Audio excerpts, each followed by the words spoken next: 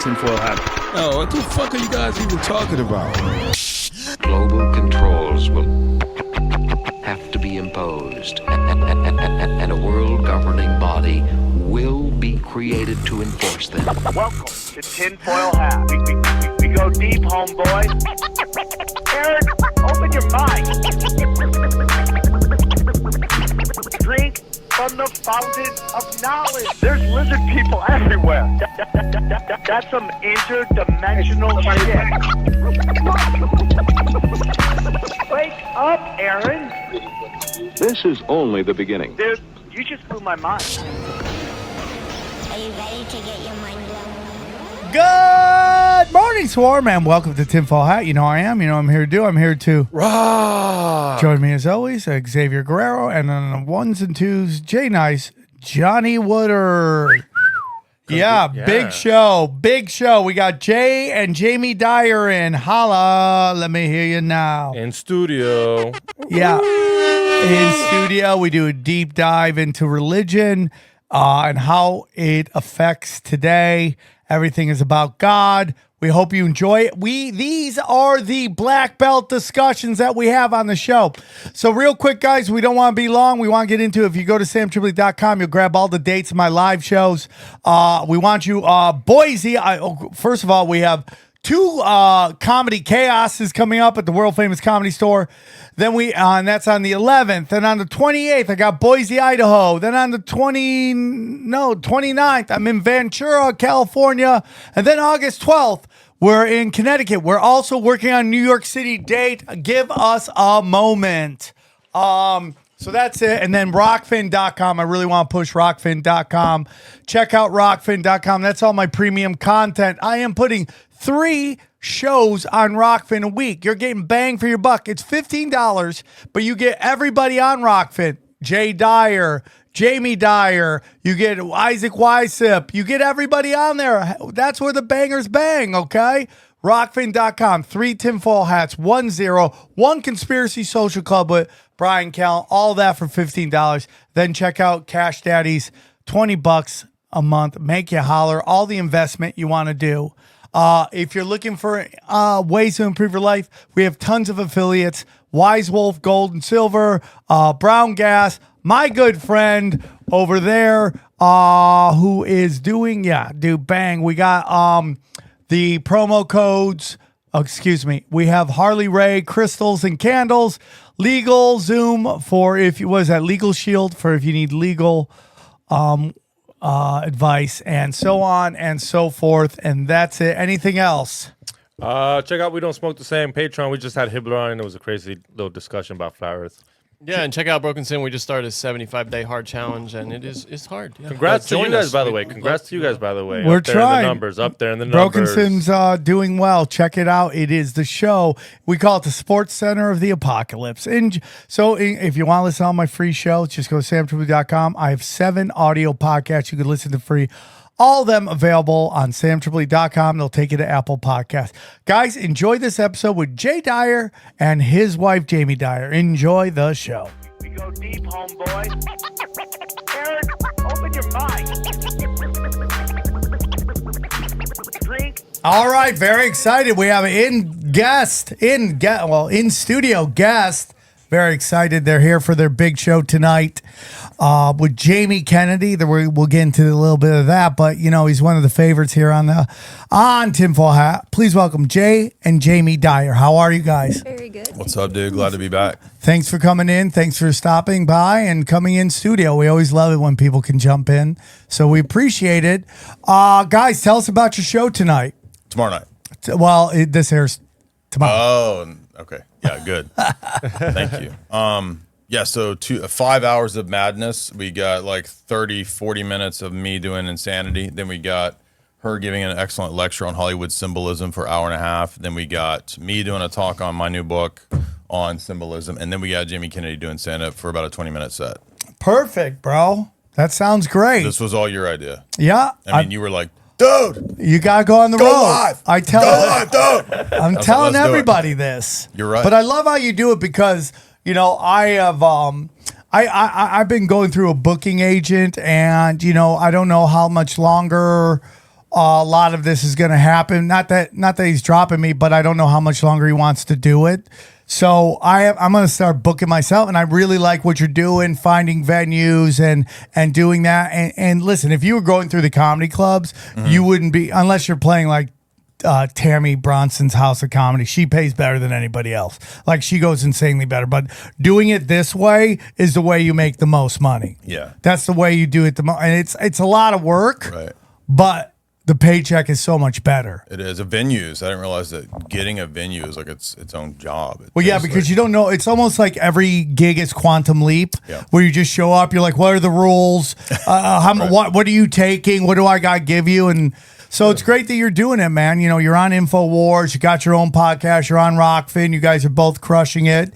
And this is what you do. You go out to the people, you meet and greet, and you have a good time, and it's a lot of fun. And then you could just start putting together things that put out specials and stuff like that. I learned we command an army of Spurgs, literally. Like, our fan base is like this literal army of Spurgs that just command them to do whatever. So, Well, yeah, it's great. Yeah. That sounds like some cult leader shit. But Yeah, I mean, we've been studying cults, so we were like, let's just start our own. oh right? wow, these are some basic ideas you could do to start your own cult. You know, like I'm reading dad books now on how to be a better dad, and they're always like, here's 5 ideas to be a better dad. I'm like, I'm surprised some cult leaders like, here's 5 ideas to get a nice cult going, or get some sheep to follow you. So We did do a show like that Yeah. a couple years ago. Top 10 cult tactics. Yes, cult tactics. Yeah. You have a dad cult. You can start a dad cult. we need a dad cult. We need more people like being better dads, and being dad is a hard job. And so I think that'd be a great name of a podcast, by the way. Dad cult. Dad cult. There we go, bro. Start a new podcast. There it goes.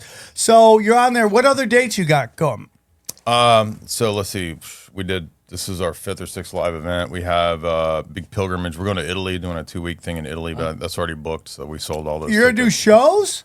No, it's like a educational religious pilgrimage. Oh, that's We're filming cool. a bunch of stuff there. Oh, too. that's great. That's awesome. That's 2 weeks in November. November. I think we have another event, and I don't have the dates on top of my head, but we're doing a Florida event, I think. But yeah, so since we're doing our own live events, we've kind of just been doing them.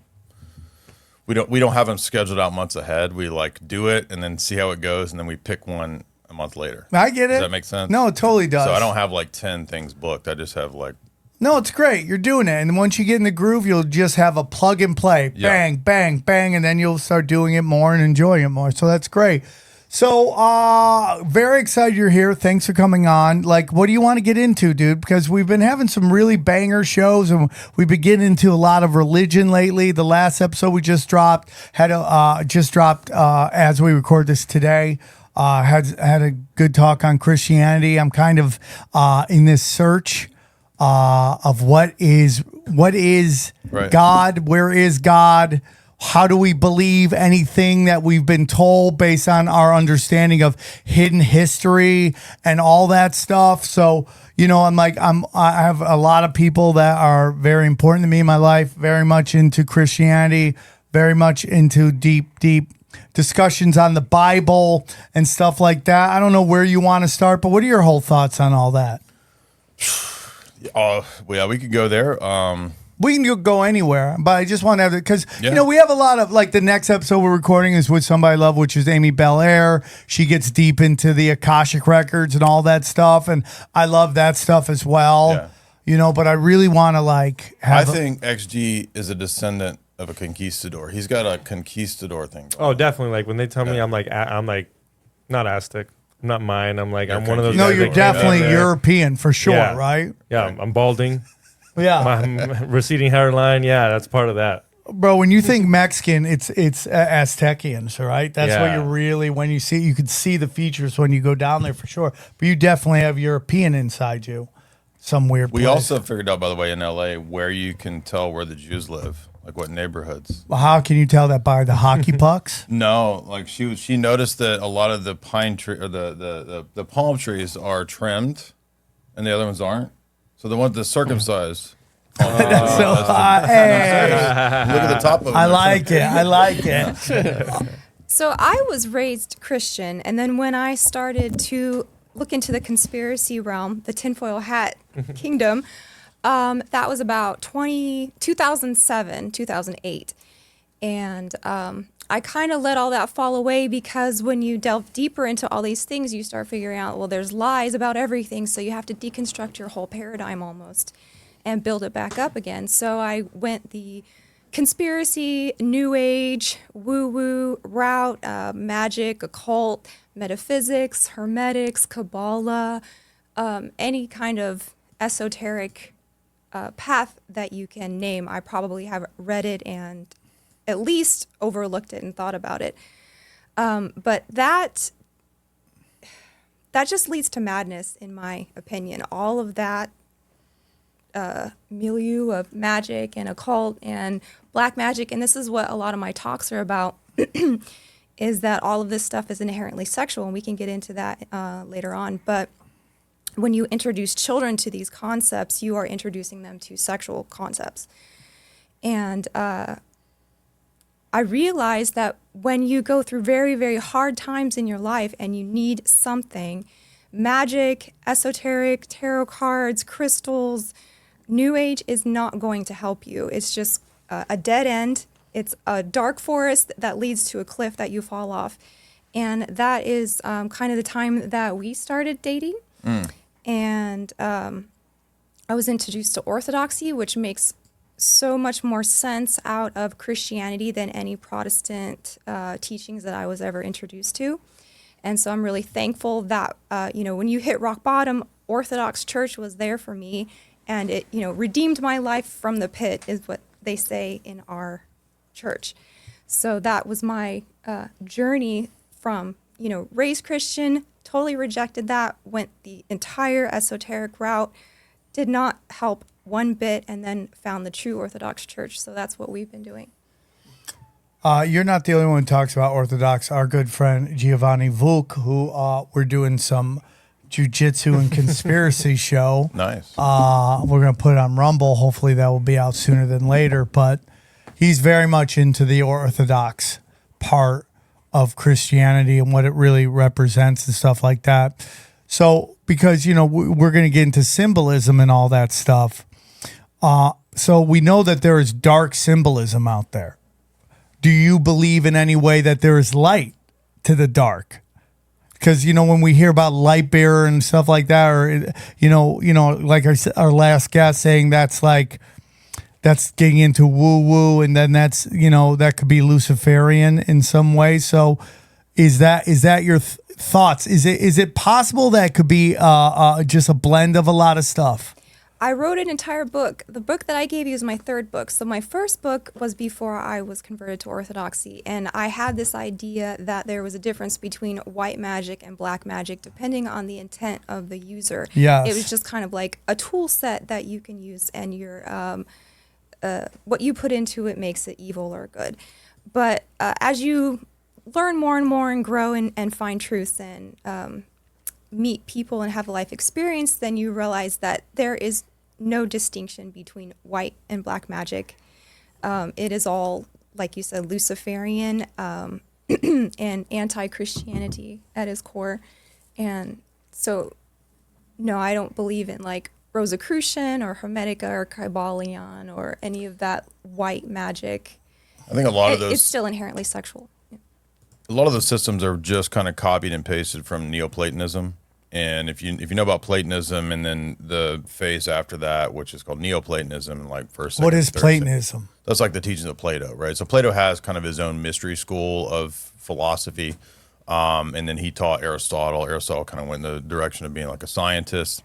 And then there's a resurgence of Neoplatonism, and that has a structure for the world. So things like Kabbalah and all that, that's actually just from Neoplatonism. Like it has these, the tree of life in Kabbalah with, the Sephiroth on the tree or whatever. That's all just kind of borrowed from Neoplatonic structure. Like about Jordan Peterson's always talking about the world tree. If you've seen the world tree, you grazzle, right? The world tree, right? That world tree structure is the tree of life, which is this. There's this primal structure, and so when we see these new systems that pop up like Madonna's version of Kabbalah, it's all just repackaged ancient stuff. And it's all using kind of the structure, the model structure from Neoplatonism. So point being is just that, and that system can only go so far, like maybe in describing things about the natural world.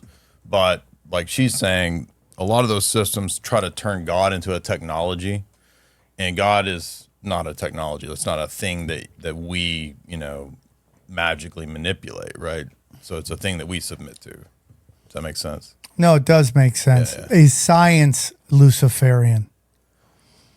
Is science, because, I have a lot of friends of mine who would say that science was used to detach us from God. So is science Luciferian? Dinosaurs are voodoo, dude.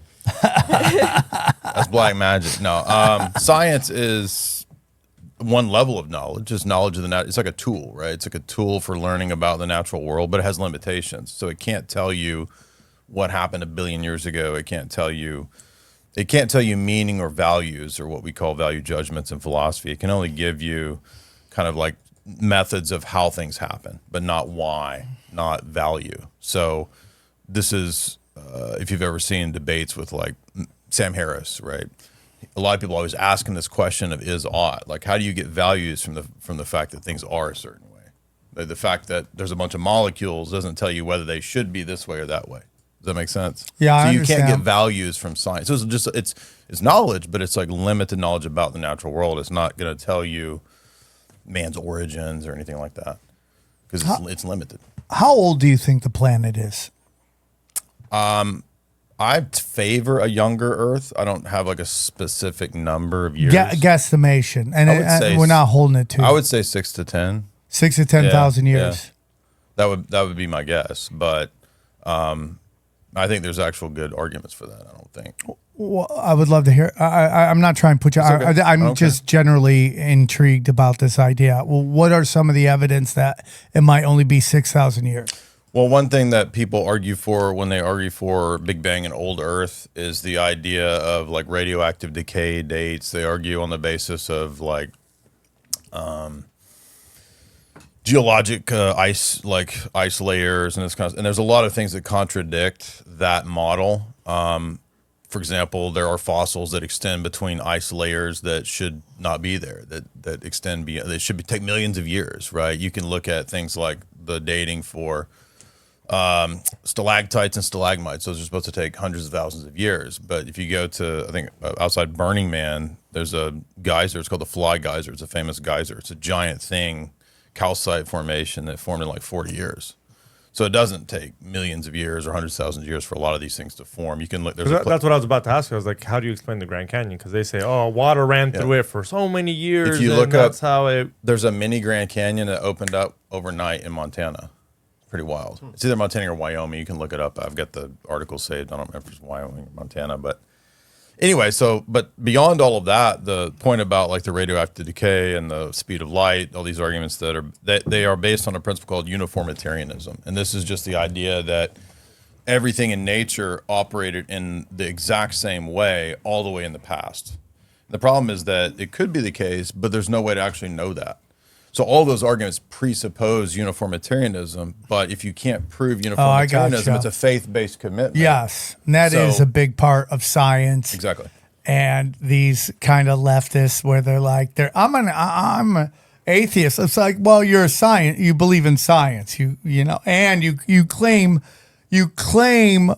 studies that you haven't even really read. Exactly. Right, dude. So get this. You know the mainline model for how planets formed. Do you know what it is? It's so retarded. Can I say retarded? You can say whatever you want. Is this a safe space, or can we go after the tards? Go after the tards. Go after the tards. I had a bit. I was doing. We're going to talk about this on Broken Sin, but man, I have a bit about how everybody's retarded. And dude, I did it in the main room, and everybody's just staring at me in the comedy. So I'm like, oh. And then my friends who I love brought their friends who all had San Francisco vibe. And I was like, oh, they're not going to enjoy this joke. This joke about, Bobby Lee's fans call me faggot and all this stuff. And my rule is if I get called it, I can say the word. Yeah. Well, aren't you half Armenian, half Down syndrome? I thought you were going to say you were half gay, so you could say that. No, half Armenian, half Down syndrome. Yeah. So you can say it, right? It's just a joke. I love you. It's just a joke. No, it's all good. I always have to apologize. Can be like, you're a fucking asshole. Yeah. Right? No, I'm just joking. I promise. I don't care. You're not a conquistador, although you might be. don't know. Definitely I have. Yeah, think, my think that's ancestors were. a thing to be, right? But yeah, I mean, we not to get too much off it, but it's like we have really allowed the dumb to hijack all conversations. And then you have people who aren't dumb, who are afraid of the dumb, who allow the dumb to control the conversation instead of going, no, dude, that doesn't make any sense. Yeah. Like my big push right now is like just pushing back against this idea that we have to recognize diversity, but we can't talk about diversity. Yeah. Like it makes no freaking sense to me. Yeah. So I'm going to talk about it. If you're demanding at gunpoint that I recognize it, I'm going to discuss it and things you may not want me to discuss because I see it as pretty freaking obvious. Gender's a social construct, but you can also change your gender through an operation, which doesn't exist, but you can change it. Yeah, I mean, it doesn't make any, and it goes back to what we're talking about is just this faith that people have. They're like, they hate God, but they have faith in this new concept that just came out. I question anything that just showed up. Yeah. Like even like Mormonism, like, and I have nothing against Mormons. I have nothing against Mormonism, but the notion that somebody out of nowhere could just come up with, like 100 years ago, come up with some, and I'll say even Scientology or any of these things that just pop up out of nowhere. Like again, have you done shows in Salt Lake? No. Yeah, you'll never find a better comedy crowd than people in Salt Lake. It is like the most underrated comedy city out there. So they're great. And it's beautiful. And it's beautiful. There's a reason the Mormons stay there. They're like, it's great. Well, they thought it was Mexico. Been there. Yeah, we did a road trip one time. You should do a show there. It's like phenomenal. Okay. But I'm not going to also I just anything that just shows up anywhere out of nowhere is suspect to me. Right. Yeah. Especially if you're trying to tell me about how everything started. All right, guys, I want to tell you about our good friends at Blue Chew. That's right. This episode's sponsored by Blue Chew. Let's talk about sex, baby. Guys, remember the days when you were always good to go? Now you can increase your performance and get extra confidence in the bed. Listen up. It's BlueChew.com. Okay. Blue Chew is a unique online service that delivers the same active ingredients as Viagra, Cialis, and Levitra, but in a chewable tablet at a fraction of the cost. That's what we're talking about. Chewing cheap. I'm in, okay? Chewing and doing. Chewing and screwing. Blue Chew. Chewing and screwing. Chewing, doing, and screwing. There we go, bro. You can take them anytime, day or night, so you can plan ahead and be ready whenever the opportunity arises, okay? The process is simple. Sign up at BlueChew.com. Consult with one of their licensed medical providers, and once you're approved, you'll receive your prescription within days. The best part, it's all done online, so no visits to the doctor's office, no awkward conversations, and no waiting in line at the pharmacy. Blue Chew tablets are made in the USA. USA. Yeah. That's the eagle of lovemaking right there, okay? And be prepared and shipped directly to your door. It's all in a discreet package. So here's what we want you to do, man. Blue Chew wants to help you go get more bang for your buck. You get it? Buck, bang, bucking, pow. Discover your options at BlueChew.com. Chew it and do it. Okay? So we got a special order for you listeners.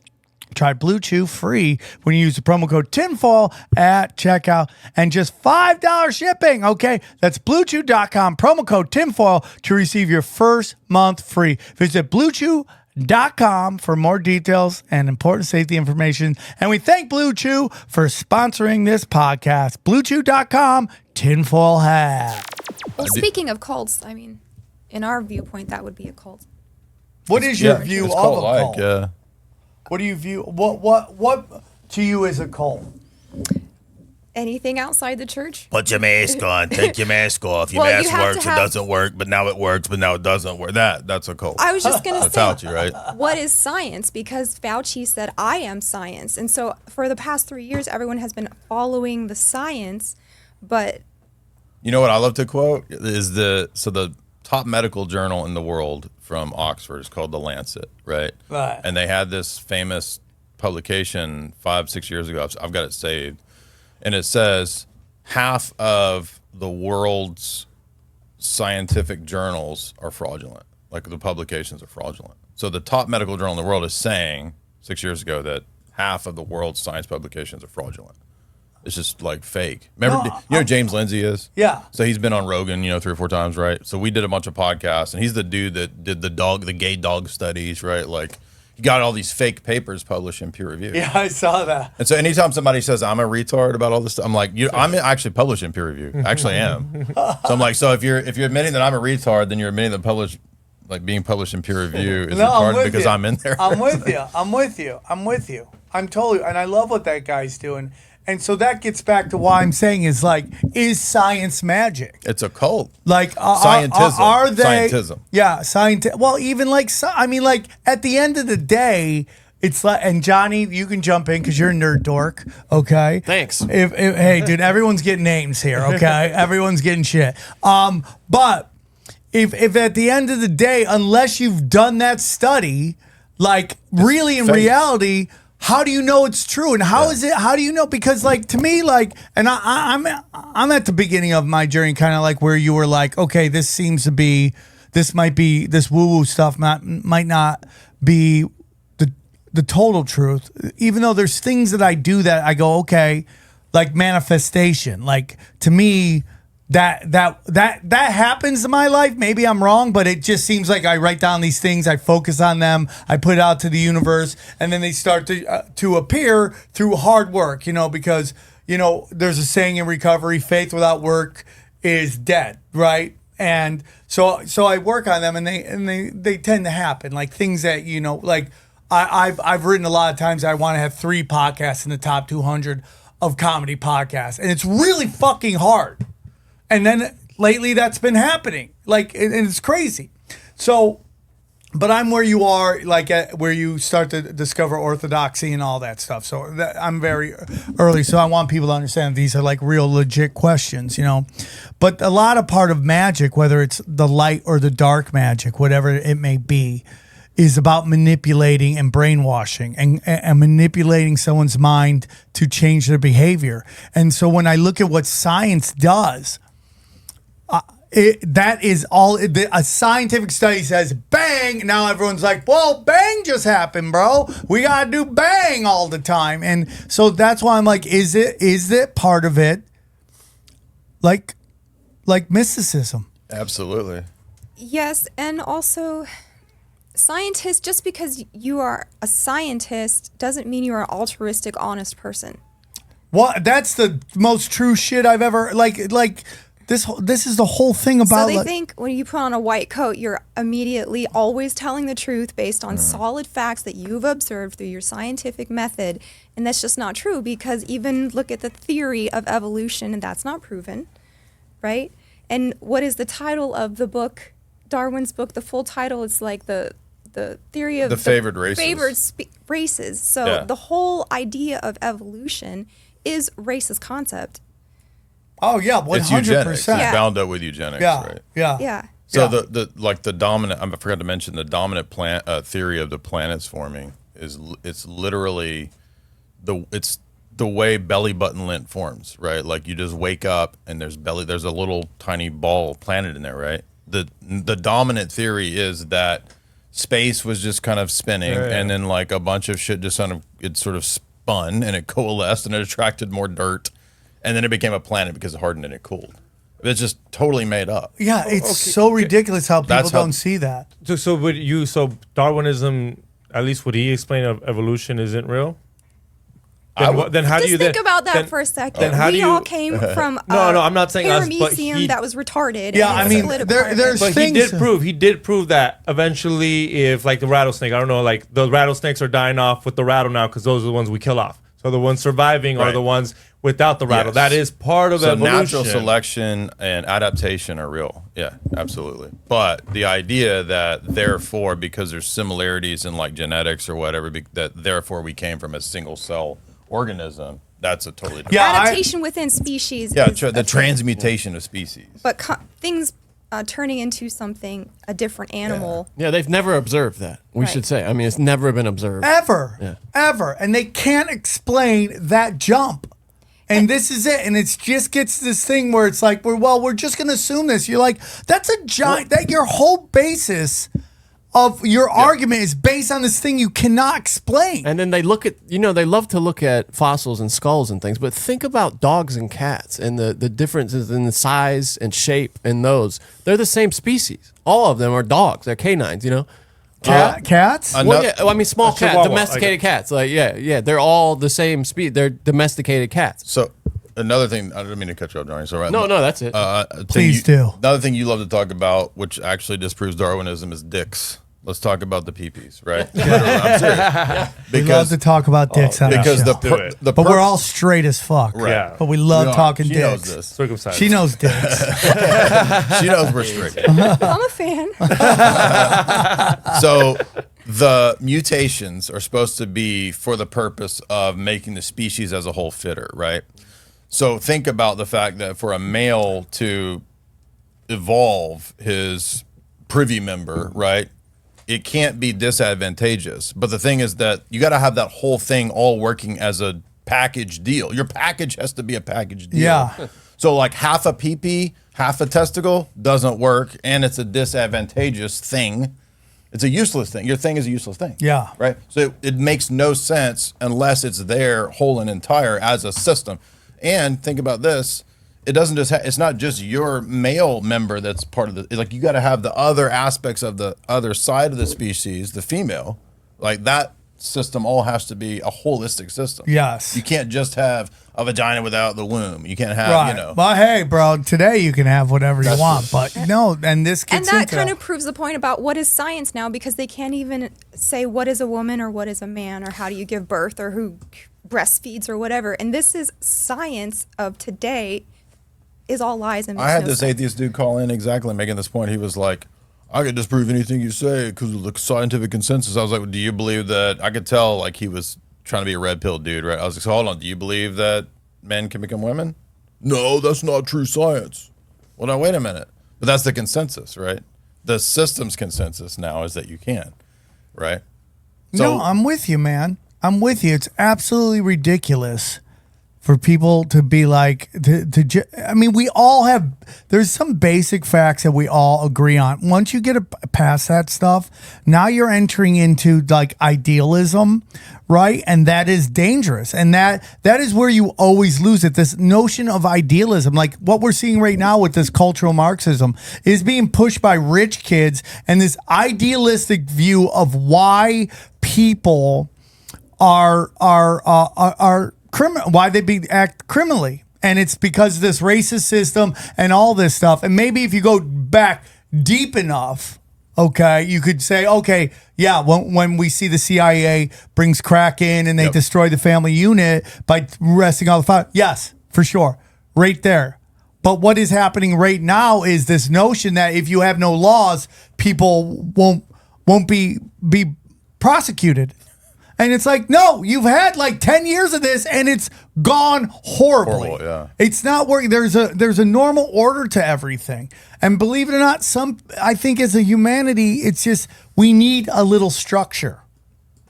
Because without structure, like I have children and like I'm watching them, and without their mother and their father teaching them things, they grow up to be wild animals. Yeah. Right. And I'm sorry, but prison is full of wild people who were never taught how to play the game of life. Right. And that's why I sit down and go, I work with people in recovery, and I just teach them, like, you weren't playing the game of life and you got pounded for it through the energy of the universe, whatever it may be. You did all this low vibrational shit, and now you look where you are. You got to learn the game of life. And like these prison is full of people who don't know how to play the game because no one in their life taught them how to play the game. Mm-hmm. And it's incredibly hard to manipulate children into understanding the game of life. The destruction of the patriarchy of masculinity in men, right? That prepared the way for 100% what's coming now, right? So you couldn't have any of this unless you got rid of the father figure, right? I agree. I think Jordan Peterson's really correct about all that. So where we are now had to have as its sort of presupposition the destruction of masculinity, the father, right? And if you look at the ancient ideas of, evolution is like a Greek idea, right? So you go back to Anaximander. He's one of the Greek philosophers who said that, one day a protozoa kind of like, fell upon the ocean, the seashore, and then it like sprouted legs, and then it became a thing, right? And that became a man. So he's actually the first proponent of evolution. I don't know why Darwin should have cited Anaximander, but it's totally borrowed from them and ancient Hindu philosophy as well. But the idea was that the original being was genderless, right? And if you get into some of the alchemical hermetic texts, which are the basis, like the Rosicrucian text she's talking about, they're the basis for modern scientism, the Royal College, the Royal Society in England. Like they actually believe that there is a primacy, like a higher status, this goes back to Neoplatonism, to being genderless. So the idea is that we have problems as human beings because we became men and women. We fell into being gendered beings, right, through evolution or whatever.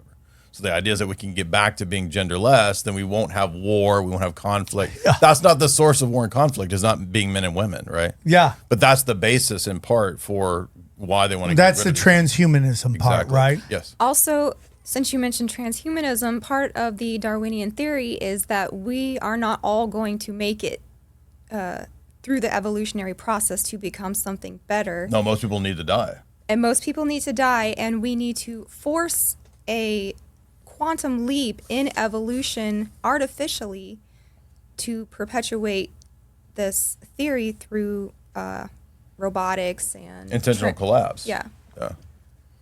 Becoming one with technology. Yeah. I completely agree with all that. It's super. The whole thing is so complex. When we get into hidden history, do you believe any of that they've been hiding history from us? When we get into like, the whole thought about the heliocentric model was created by Jesuits. Do you have a thought on Jesuits? Jesuits are evil. I mean, 100%. So I think that, I don't think they run the world, but I think they're a co-opted entity. They were co-opted by the CIA at the time of Vatican II. There's a really good book on that by David Wim Hof. So the CIA co-opted them. They didn't co-opt the CIA. Like when the Nazis came, when Germany fell. And my whole theory is that the Nazis didn't lose World War II. Germany did. And the Germans went on, they sacrificed a couple lambs to the Nuremberg trial, but the rest of them escaped, lived fat life in Latin America, or came to these other places and, created all the chaos we see here. That's what today. Indiana Jones, the new one, is about. Project Paperclip. Indiana Jones and the Dial of... Have you seen that, Johnny? Because Johnny will see everything. Yeah, I saw it. Yeah. Good, bad, awful. It's okay. So the character in that is based on Werner von Braun. Yeah, and it's Paperclip. I'm not giving anything away, but I'll watch it at home. He was a Nazi scientist who came over and invented V2 rockets. He was best friends with Walt Disney. Yeah. But so this is called the Galen Organization. So I just did an analysis of a book that covers this, Gladio. So Gladio is the post-World War II, the Nazi network. It comes out of those Nazi networks that you're talking about. And it was the CIA that hatched the idea, Bill Donovan, James Jesus Angleton, they hatched the idea to use this group of paperclip Nazis, one of whom was eventually would become the founder of Bilderberg. So Bilderberg comes from Prince Bernhard, who was SS, right? So there's a lot of, this is partly why I'm saying, the Brian Kelm, we had this argument today. It's all Nazis, dude. Well, I mean, that's one faction. There's other people that are not Nazis, other factions that are allied for the global power. Yeah, I get it. You know what I'm talking about, right? So there's different factions, but the Malthusian element, that is where it comes from. It's the Royal Society, Malthusian elites. That's why one of the kings was a Nazi, right? Edward was a Nazi. And that's why they have that view of needing to kill everybody. That's the Malthusian idea. And here's something weird. I'm about to do a show on Rockfin about this book I read called Hidden Dangers of the Rainbow. And in it, she goes through point by point how Nazism and the New Age ideology line up point for point. And they come from the very same philosophy. You know why this is, too, that we get into earlier? The New Age movement comes from Blavatsky. Blavatsky's theosophy is partly the basis for Nazism, right? But Blavatsky's theosophy was the product of the Milner Rhodes Roundtable circles. So the Royal Society basically had her as an agent. She was working with British intelligence, and so British intelligence kind of in the background doing a lot of this stuff. Yeah. Hey, guys, real quick, I want to tell you about our friends at Fume. Let me tell you about Fume. Cold turkey may be great on a sandwich, okay? But there's a better way to break your bad habits. We're not talking about some weird mind voodoo from your crazy neighbor or Xavier Guerrero. Okay. What we're talking about is our sponsor, Fume. Okay. And they look at the problem in a different way. Not everything in a bad habit is wrong. So instead of a dramatic, uncomfortable change, why not just remove the bad from your habit? Fume is an innovative, award-winning device that does just that. Instead of electronics, Fume is completely natural. Instead of vapor, Fume uses flavored air. And instead of harmful chemicals, Fume uses all natural, delicious flavors. You get it. Instead of bad, Fume is good. It's a habit you're free to enjoy and makes replacing your bad habit easy. Your Fume comes with an adjustable airflow dial and is designed with movable parts and magnets for fidgeting, giving your fingers a lot to do, which is helpful for de-stressing anxiety while breaking your habit, okay? Stopping is something we all put off because it's hard, but switching to Fume is easy, enjoyable, and even fun. Fume has served over 100,000 customers and has thousands of success stories, and there's no reason that can't be you. Join Fume in accelerating humanity's breakup with destructive habits by picking up the Journey Pack today. Head to tryfume.com and use the code tinfoil to save 10% off when you get the Journey Pack today. That's tryfum.com and use the code tinfoil to save 10% off your order today. So I found an episode. Somebody sent me an episode of 60 Minutes, and it was about how basically this lawyer from Boston had found out about the U.S. government just brought over all these Nazis. And the shocking story about that was that three people, it was a Rockefeller, I think either Truman or Eisenhower, and then Richard Nixon was part of it wasn't the OSS, it was like the OPS or something like that. And they brought all the Nazis over. And, Tucker Carlson was kind of doing this rewriting of Richard Nixon's history, trying to paint him as the guy who just wanted to call out the CIA for assassinating JFK. In reality, he was part of the guys bringing over all the Nazis. And it's a crazy clip because it's been memory hold.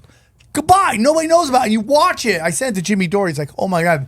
And what's their defense of that? Is it that they don't, if they don't take them, the Soviets are going to take them, right? And actually Stalin did take some of the Nazis. Yeah, but at the end of the day, it's like, who's Stalin and what does he represent? And like, what does Russia represent? Like, I know you're probably not into Tataria, and I'm fine with that. That could easily be a psyop to me. I don't know. But it seems like there's something going on with Khazarians and that region. I don't know what the exact terms are and who they are and what they are, but there seems to be some kind of battle between them and what they represent and what Stalin represents, who installs Stalin, what Stalin does to Russia, how they destroyed it, and what Putin represents. Is Putin waking up, or is he just another bloodline that's battling over control of planet Earth or whatever we live on? It's so complex. Mm-hmm. That's how do we know what is real? That's what my question is at the beginning of this.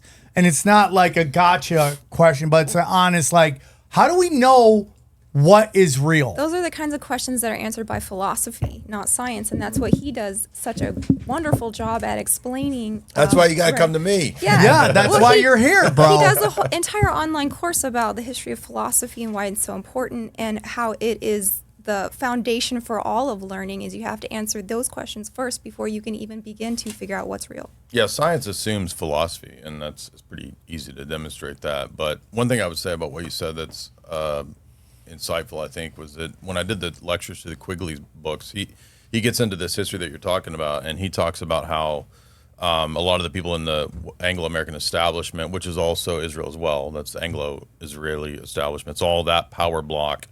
They were mainly concerned with the Austro-Hungarian Empire and Russia as two rivals. That doesn't make them good guys. It just means power block, struggles for power. So the two world wars of the 20th century were about getting rid of those two powers. So they put Bolsheviks in Russia to change Russia, just like the OSS trained Mao's guerrillas to revolutionize China. So they export these systems like communism, Marxism, socialism, and fascism, and they see how they'll run. And then sometimes, like, for example, the Cold War kicks off when Stalin doesn't accept the Marshall Plan aid. So then we get the Cold War, but they wanted the Cold War. They wanted that build up, because what the Cold War did was it allowed for the erection of basically the giant surveillance infrastructure. So you get surveillance all around the globe, justified by the Cold War, just like the 9/11 event, right, justifies taking everybody's civil liberties in America. So there's always these fabled enemies that are helped and aided and prodded. And that's why the OSS didn't just make deals with the Nazis. They also brought over the Frankfurt School Marxists to help train and create culture creation, which is what she wrote about in the Hollywood book, what I wrote about too. Like, that's something that the Frankfurt School perfected. And so that's all. Who went that's to all the Frankfurt Tavistock. School? Because you're totally right about that. That's the so the Marxists had a schism between them. There's like the Eastern Bloc Stalinist types, right? And then there's the classical Marxists who didn't like Stalin, because if you remember, Stalin has Trotsky killed, right? In the revolution in Russia, there's Bolsheviks, Mensheviks, Trotskyites, and then Stalin takes over, and he's like, no, screw all these crazies. They're getting too degenerate. Like, they're having Eyes Wide Shut parties, crazy, right? So let's have some order, right? But that doesn't make Stalin a good guy. He's just like, this is not going to work. It's screwing everything up, right? So he has Trotsky killed, and then the West originally is like, yeah, we like Stalin. Let's help him out. Let's build him up. And then he's supposed to take Marshall Plan aid, which is Western banking, IMF type money, right? And he doesn't take it. That begins the Cold War. Oh, now and the CIA exaggerated. They had these communiques where they were like, let's just say that he has all these nukes. And so they build up this mutually assured destruction Cold War. So they never had nukes? I mean, it's exaggerated. And they admitted that later. They're like, yeah, it was exaggerated. I knew that as a kid. When I was a kid, I'm like, this makes no sense to me. What is going on here? I remember it because they were actually sending aid to Russia at one point. And I'm like, why are we sending aid to our enemies? Yeah. I'm like, oh, it's all bullshit, dude. It's the same as Ukraine. And by the way, the neo-Nazis in Ukraine are part of that old paperclip OSS, Galen. It's called Galen Network. That's where the neo-Nazis that are there were descendants from the training that Galen did there. Runner Galen, the famous SS guy. So in other words, look, our establishment sits atop this. They run the radical Marxists. They run the woke people. They run the neo-Nazis in Ukraine. They fund and control all these groups. That's the game. You know this. Yeah. I'm talking to the OG. Who?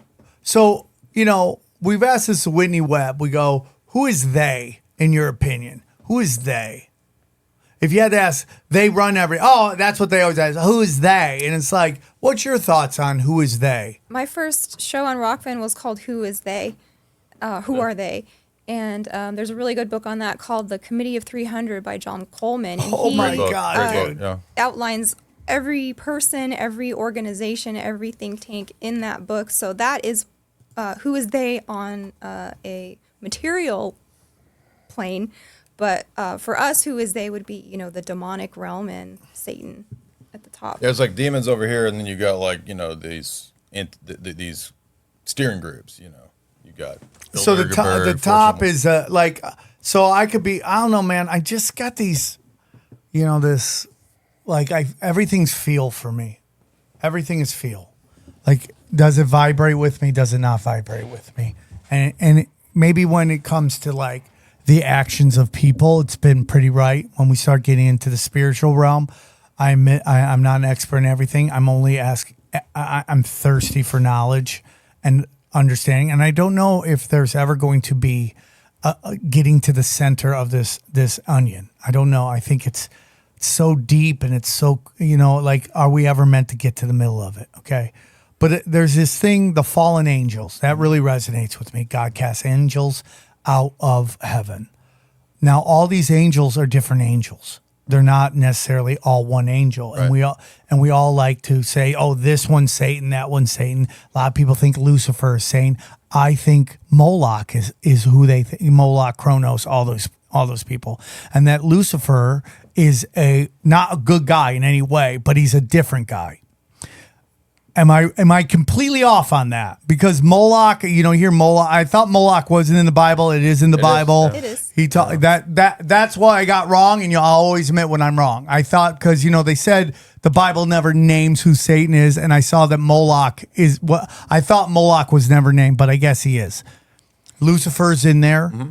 It's set up like Lucifer's an army or like a military. You have a leader. Lucifer would be the president, and then you have generals, colonels, foot soldiers, cavalry. Right. So even in Jewish theology, like in Jewish theology and classic Christian theology, there's 9 choirs. So there's like 9 ranks, like she said, like a hierarchy, like an army. So yeah, Satan and Lucifer for us would be at the top, and he's basically the same thing. Is Moloch in there at all? Yeah. Moloch is the demon. Yeah. Yeah. So Lilith There's is principalities, powers, different thrones, levels. dominions, principalities, powers. So there's different hierarchies of these demons. But yeah, Satan's at the top. Ezekiel 28 basically identifies him as Lucifer. Okay. All right. So now we're getting pieces to understanding it. Because, we've had people on, they talk about how Malachians are much darker in terms of their intentions than Luciferians. Well, I think that certain demons ask for certain things or they're involved in certain vices. So like there's demons that are interested in child sacrifice like Moloch. Yeah. That's what the data that we see. Like when Moloch comes up right in the Old Testament, when he's mentioned, it's usually in the context of child sacrifice. Oops, sorry. And he's a bull, not an owl. Yeah. I mean, so what about Bohemian Grove? That's a whole. I don't know why they call him Moloch at Bohemian Grove, but that's an owl. It's the owl of Minerva. But I mean, the original Bohemian Grove ceremony, if you look it up, was a druidic ceremony that's supposed to be a mock human sacrifice. But the owl is Minerva, and that's like Bishop's Illuminist stuff. So we had a guest on last one who clumped, Trump in with Hillary Clinton. And maybe I'm wrong, but Trump doesn't seem to me to have the same vibe as a Hillary Clinton. Hillary Clinton seems to be much darker in energy than what Trump is. Now, that does not mean that I think Trump is a good guy. I don't think anyone in that getting there is a 100% good guy or even somewhat of a good guy. I think there's a certain ego, and I'm going to say the same thing about Robert Kennedy Jr. Everybody wants me to have him on. I would love to interview him, but I'm over waiting for people to say heroes, like political heroes. I'm over it. There's no heroes, man. Like, we have to save ourselves. These are the conversations. I figured out to do Trump, you got to do a square with your lips. If you do a square, it automatically helps. Very good. It's wonderful. So the bar is so low for good guy too. I mean, do you eat babies? Oh, okay, no. Yeah. Well, then maybe I'll vote for you. Yeah, right. If you don't eat babies, like that makes you a good guy. Yeah. I mean, you could be a war criminal, but do you see them as different vibrations? Those two. I think the Clinton family is way darker than the Trump family. Yeah, for sure. And like that gets into what Ian Ferguson discussed, which is like Malachians versus Luciferians and what that matters. And well, a Luciferian would say that they worship the light bringer because they believe that Lucifer is like a Promethean character that is freeing man in a Gnostic way from his bodily limitations and brings the knowledge or the fire to man in defiance of a God who's trying to suppress us, right? Yeah, Albert Pike says that in Morals and Dogma, he basically just borrows from the Gnostic view, which instead of making Lucifer or Satan a rebel in Genesis, it turns him into this hero who steals the fire of God, like Prometheus, right, and gives it to man. So he's like a symbol for gnosis, knowledge, and science is what he's supposed to be. But no, I don't believe that, but I'm just saying that's the way they twist it. No, I got you. I'm just interested in it all, man. I mean, it's so hard to know what is real anymore. I guess you guys have done better dives on it than I have, and I am interested in sitting down. I'm talking to people about sitting down, trying to read the Bible and get an understanding of it. But then I also want to read a bunch of the other holy books and see what they have to say. And it's just like, it's interesting, man. And it's just like this divide and conquer stuff that they're doing from the top is like so obvious, right? And they just don't. I don't know, man. I just wish people could wake up and understand how powerful we all are. Do you believe in Christ consciousness? Is that something where we have Christ, God inside of all of us and we're all connected? Does that resonate with you? In a sense, but probably not in the way the New Agers mean it, because they usually mean it in the sense that, well, there wasn't actually a historic person, Jesus. It's just like this mystical sort of amorphous thing that everybody has, and it's not really defined. But for us, Jesus was the Logos. He is the incarnation of reason, divine reasoning. So we would say that we have to believe that he was a historic person, and that he made specific claims. And I think a lot of New Agers or Christ consciousness, they would say, well, they would sort of negate the historicity of Christ in the Gospels. So. When the Buddhists say he visited their temples, does that resonate with you at all? I suppose it's possible Jesus could do that, but it doesn't. We have a view that divine revelation kind of closed or ceased when the apostles died. So there's not going to be new revelations. There's not a new prophet. We wouldn't accept any of that. So you mean like, could Jesus have no, back when those years they don't know where he is, he's out there just going through Asia, learning. They say that he visited. There's records of, of Jesus visiting. There's a claim. I think Hindus make a claim that he went to a yogi or something. I mean, he could have done that, but I don't think that we wouldn't accept that as in any way kind of determinative of what about views. Hinduism for you? That seems to be more ancient, and there's a lot of belief that things of like Judaism and even Christianity has a Hindu thoughts inside it. Like, again, don't take this as these are just real, like me asking honest questions. I'm not, this isn't a gotcha interview. Right. I just love this conversation. So it's like, what are your thoughts on that? Well, our view is that what's recorded in Genesis is an accurate history that wasn't written at the time. It was passed down orally for the earliest days of mankind, right? So in our view, the original Hebrew religion is what Orthodoxy is. We see Orthodoxy as the continuation of the Hebrew tradition. So does that make you Jewish? Well, Paul says that, if you're in Christ, you're the true seed of Abraham. So in the spiritual sense. So it's not determined. It's the faith of Abraham, right? So because Abraham's a Gentile, right? So he's prior to the Mosaic law. And Paul chooses him as the model for the faith of an Orthodox Christian because that's prior to Moses and the giving of the Aaronic, ceremonies and all that. So if you could be made righteous before God like Abraham by faith, Paul's arguing, then the Orthodox Christian is the true Jew in the sense that it's the faith of Abraham, not the biological descent per se. Because even in the Exodus, there were people that came with the Jews who were Egyptians, who believed in the God of Moses. So it's never been strictly biological descent. Does that make sense, what I'm saying? No, it does, man. That's why I go when people are like, my 23andMe says I come back Jewish. I go, Jewish is a philosophy. Yeah. And then this is where Johnny pushes back. Well, you know what they mean, though. They mean that Jews bred with other people of the same faith, so they have a distinct look because they've been a closed community. Right, I understand that. But they share genetics in common. Ben, what's his face from Ben Shapiro? Ben Shapiro's like, I came back, what's it? Ashkenazi. Ashkenazi. I'm like, bro, what are you talking about? Facts and logic. It's a facts and logic.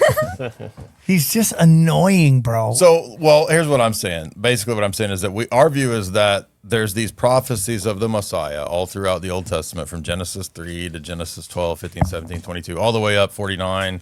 All throughout those books, you get into the prophets and David's Psalms, there's dozens and dozens of predictions specifically about Jesus. And so the biological element was there and it was important, but the purpose of the Jews having a biological component was for the production of the Messiah. So when the Messiah comes, now that faith is opened up to everybody. Yeah. And that's why for us, if you look at the look of the Orthodox Church, even like the way the priests dress, the bishops, they look like, you go watch Mel Gibson's The Passion, it looks like those guys. Not because the Pharisees are good guys, but just because it's a continuity. Are they trimming their palm trees? Nice. I love it, man. Actually, we don't do that anymore. We don't? For us, circumcision was this guy's got snuffleupagus over here. I still got the hood. That's okay. Geez. Yeah. It's uncomfortable. For us, that was a symbol of baptism. So now that baptism has come, circumcision isn't needed anymore because if the covenant is open to the Gentiles, then they need a way to easily come in. So complex, bro. Wait, I thought it was because they couldn't clean it because it got dirty back in the day. No, it has a specifics. Even in the Jewish view, circumcision means to circumcise your hearts. So what Jeremiah says. So that means to repent interiorly, not just in an external purity way. Although you will find that a lot of the old dietary laws and things like that did have they have roots in kind of sanitation, cleanliness before it was known of anything about Very true. germ theory. That's which true. is kind of fascinating. They say there's no evidence that they had any advanced knowledge in the Bible, but if you look at some of the old dietary laws, they actually suggest that someone along the way knew about contamination, of plates and things. Interesting. I find it, the Cantonites, right? They believe in, who do they believe is the false god of the Old Testament? Who? The Canaanites? Yeah, who do they believe it's, what's that? The Demiurge. Do you have any thoughts on that? Well, for us, that would be like Satan, right? I mean, I think that like Gnostic and pagan views, they think the demiurge might be the creator of this world. Yeah. But for us, no, the creator's good. Okay. All right. Interesting. Yeah. Interesting. It's the opposite of that. So we're in this interesting time. I have a buddy of mine, Tino Sanchez. Shout out. If you guys see him at a comedy show, tell him you saw him on Tinfoil Hat. He loves that.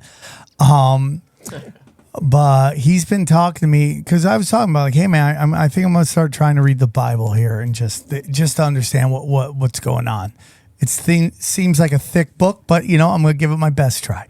And he's like, it's so crazy because he grew up on that, and he was reading all the time. He goes, everything that the Bible is talking about is happening right now. What are your thoughts on that?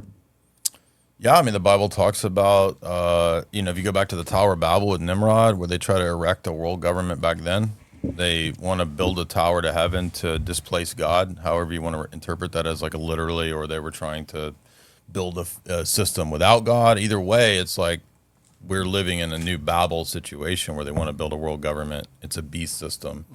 And the Bible has that as a recurring pattern, like through all of these empires, right? Babylonian, Egyptian, like the idea is we'll create a world government.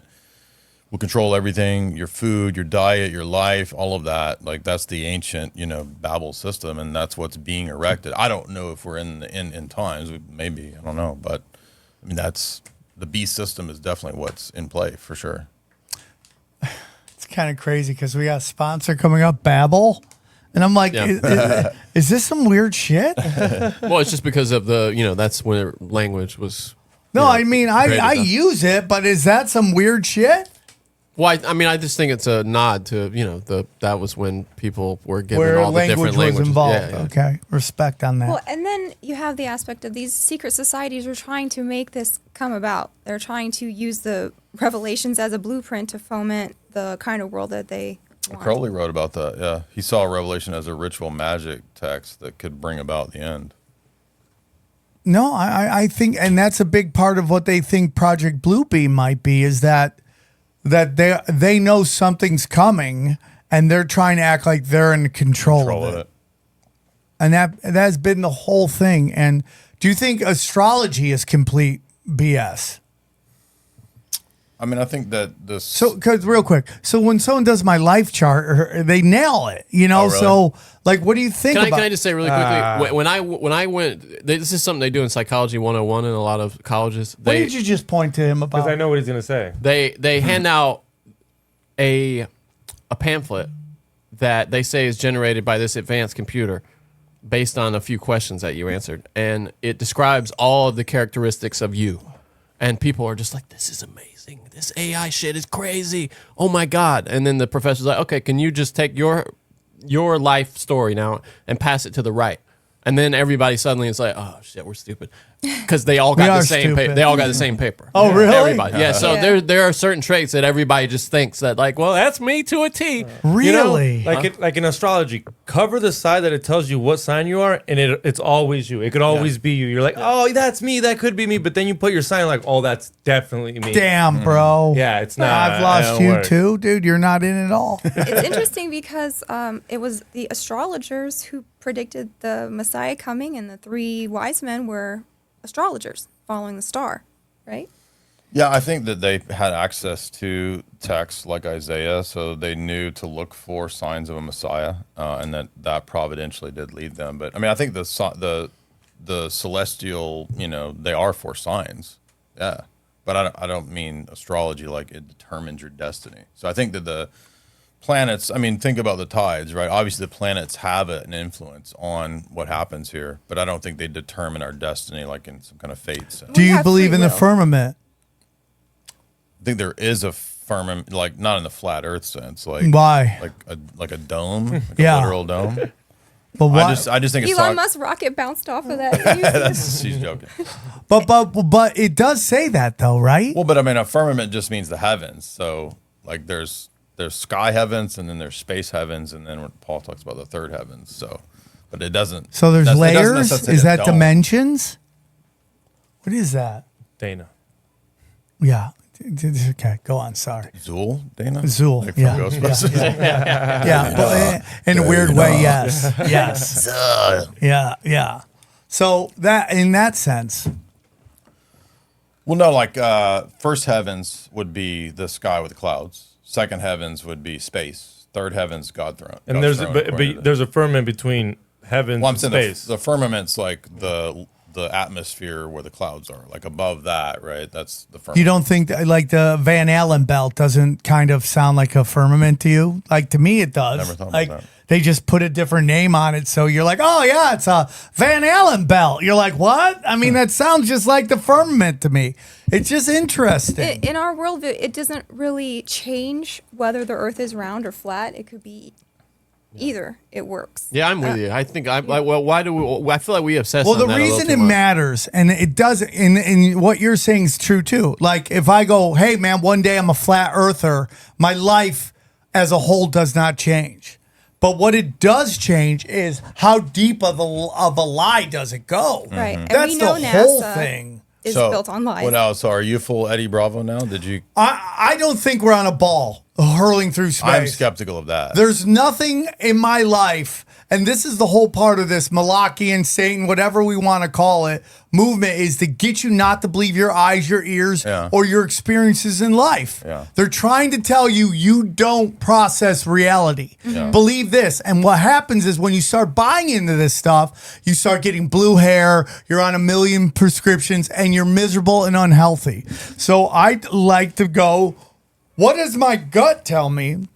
My gut tells me that we are not spinning at 1,000 miles an hour. There's nothing about, because even when I saw this thing where it was a video of this, like this woman, she was trying to become a pilot, and it had a video of her face normal, and then they had a video of her at like whatever miles an hour it was, and it wasn't 1,000. And her face was just like, oh, and I'm like, where is this? Well, when you're going 500 miles per hour on an airplane, do you feel it? Well, yeah, it gets into compartmentalize. Yeah. I mean, Then we're compartmentalized. And then that means there's some kind of the atmosphere. Something that is holding it all in. The atmosphere. A firmament. That's what I'm It's saying. Call it a firmament. He's saying it was a firmament because if I get what you're I'm trying to just say now. saying, it just doesn't make any sense. You to were me. right, though. They want to dictate reality, and that's a very Orwellian concept. At the end of that book, he said, I don't care what. War is peace. But he also says dinosaurs are sus Yeah. Yeah. in 1984. But he's telling the prisoner. Dinosaurs are sus. They are. I did a whole show on that. It just makes no fucking sense whatsoever. And it's No. just like, dinosaurs aren't real. What? I mean, it's like... Well, So you they've go to got a thunder- science museum, and what is it all? NASA stuff, moon landing, dinosaurs, evolution. That's all you So see at it's like- Target. It's That's all a you see at museum of Target. lies. Go buy your kids clothes, and all you see is all that. So Yeah. they've since the beginning they're telling you like Yeah, but you she's can't saying never in s- places of like science. Yeah. This is all they're pushing Well, on that's you. what Target is for XG. He's, Yeah, you know. Yeah, That's That a is- museum That for is you. his museum. Yeah, but you're 100% correct. There was a funny. Somebody put out a funny meme that like George Washington died on this day. They didn't discover dinosaurs till like 30 years later, which means George Washington died not knowing about dinosaurs, which to me is the most retarded thing ever. Are you telling me nobody dig deep enough? Yeah. Is that what you're telling me?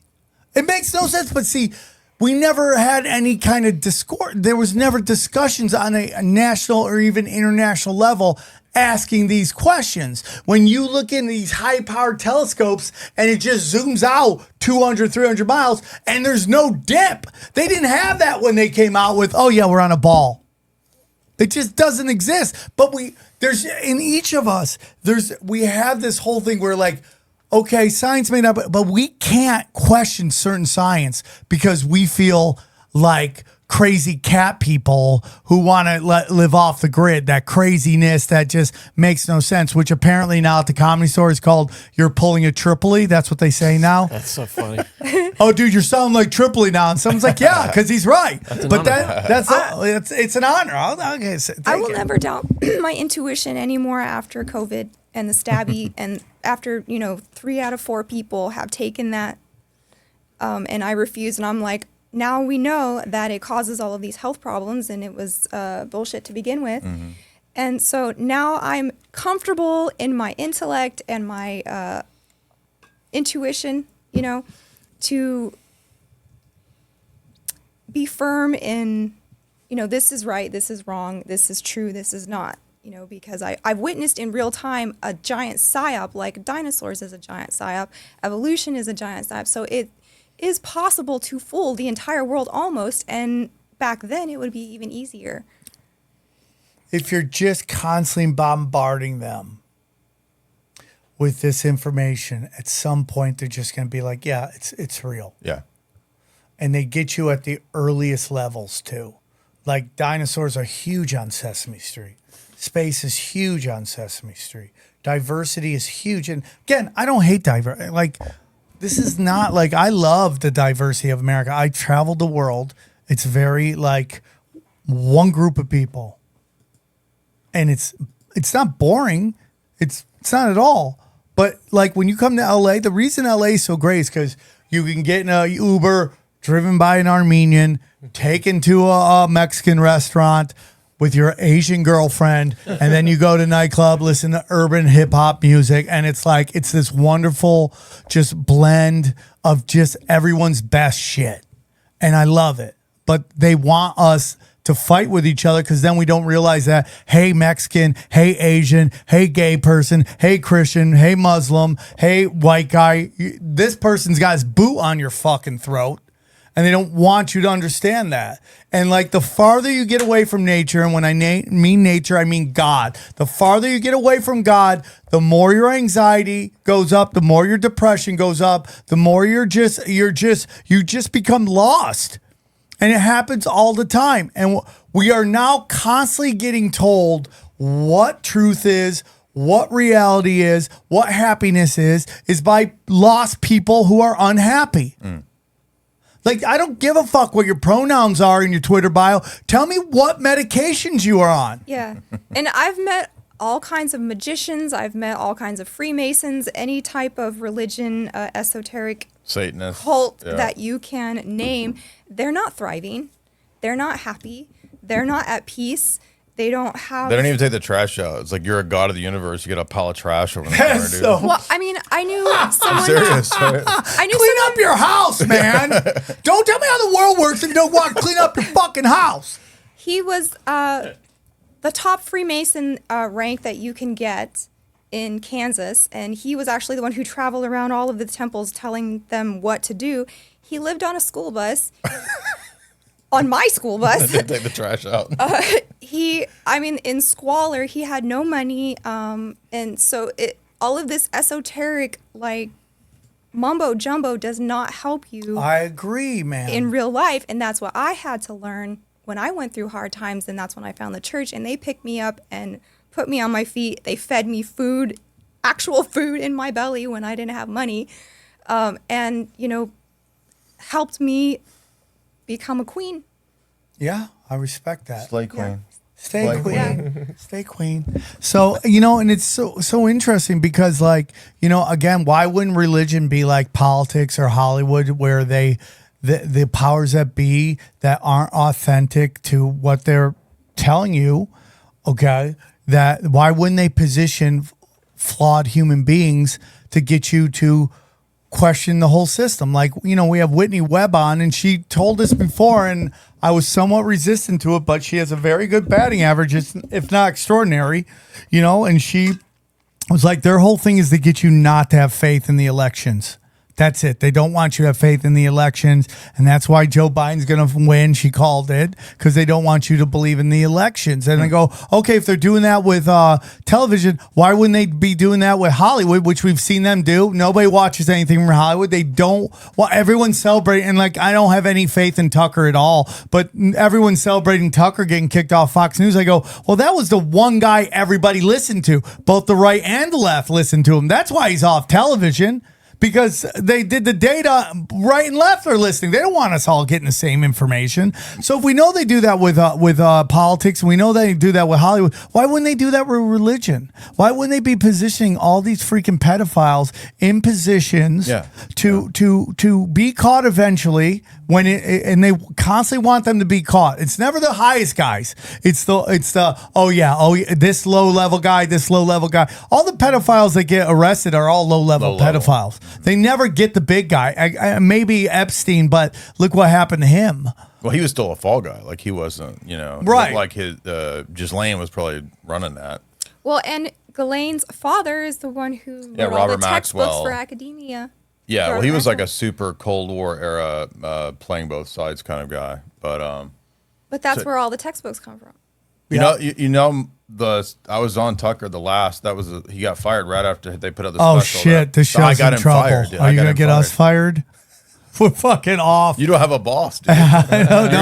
No, but we've had Mel K on, and every time she talks about this one particular family, the tech gods pound on us, dude, and we will never say their name again on the show. Well, yeah. We get pounded on. So that's the only place that can come after you. But it goes back to like, you know, these false prophets that the left respects, like, you know, like Aleister Crowley, he dies broke. Ayn Rand, is that her name? She dies broke. Like all these people that like pushing these idealistic views of the world, they end up all crashing and burning. The revolutionaries, too, the French revolutionaries, a lot of them were like ended up drug addicts and suicide, crazy, murdered, right? So revolutionaries, people that are out there on the tip of the spear pushing this stuff, they're actually the ones that are first gone. Like the unless you're pushing it to God, I think. Like it seems to be the people. Sometimes they're killed, but yeah.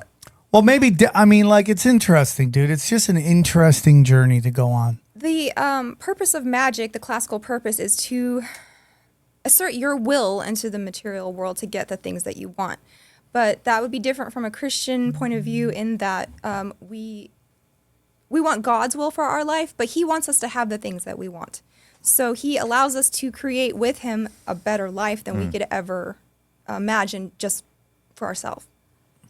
Yeah, it's interesting. Yeah, I agree with that statement. It's very interesting. It's like, I say this all the time. I had a completely wrong view of sex, drugs, rock and roll growing up. I had a completely wrong view of it. And now I know that I'm 50 and like it's easy for me to be like, yeah, I'm going to abstain for all that stuff because I'm an older man and I've done all the crazy stuff. But I really do look back at it and going, what a waste of time. What an awful energy to put out. And you wonder why when you do these things over and over again, you know, I'm still, everything you're saying resonates with me. And even the last guest resonates with me. There's just something about the manipulation of magic in this wherever we live that I think is super powerful that I'm still studying and getting into. I haven't gone far enough to dismiss it completely. I mean, obviously you say all magic is I don't know if you say it's all black. Is it all sex? Everything sex magic? If you boil it down to its very base tenets, then yeah, you're just using sex energy to get what you want. Like for my personal life of recovery, right? I've practiced, and I want to get in as we wrap it up here. I want to get in some more conspiratorial stuff real quick, but I love this conversation, and I hope the listeners, because I feel like it's a very black belt conversation that you probably aren't going to get anywhere else. You know, on a show that talks Bigfoot and lizard people and fucking Pizzagate, that they have a conversation like this. I think it's very important because I am trying to push all the Ronins that listen to this show They follow. I hope they don't follow anybody, except for God. They don't follow me. They don't follow anybody. They're their own. Their connection with God and their family, that's what should be important to them. And they should be asking these conversations and having these conversations about what is God and all of that stuff. There's just a part of me, again, a part of me that thinks like I practice law of attraction, law of abundance, love thy neighbor. Like these things I feel have changed my life, love thy neighbor. That's kind of like a law of a model of abundance is a new way of basically saying love thy neighbor, which is give to others freely with not expecting anything back. And that's changed my life.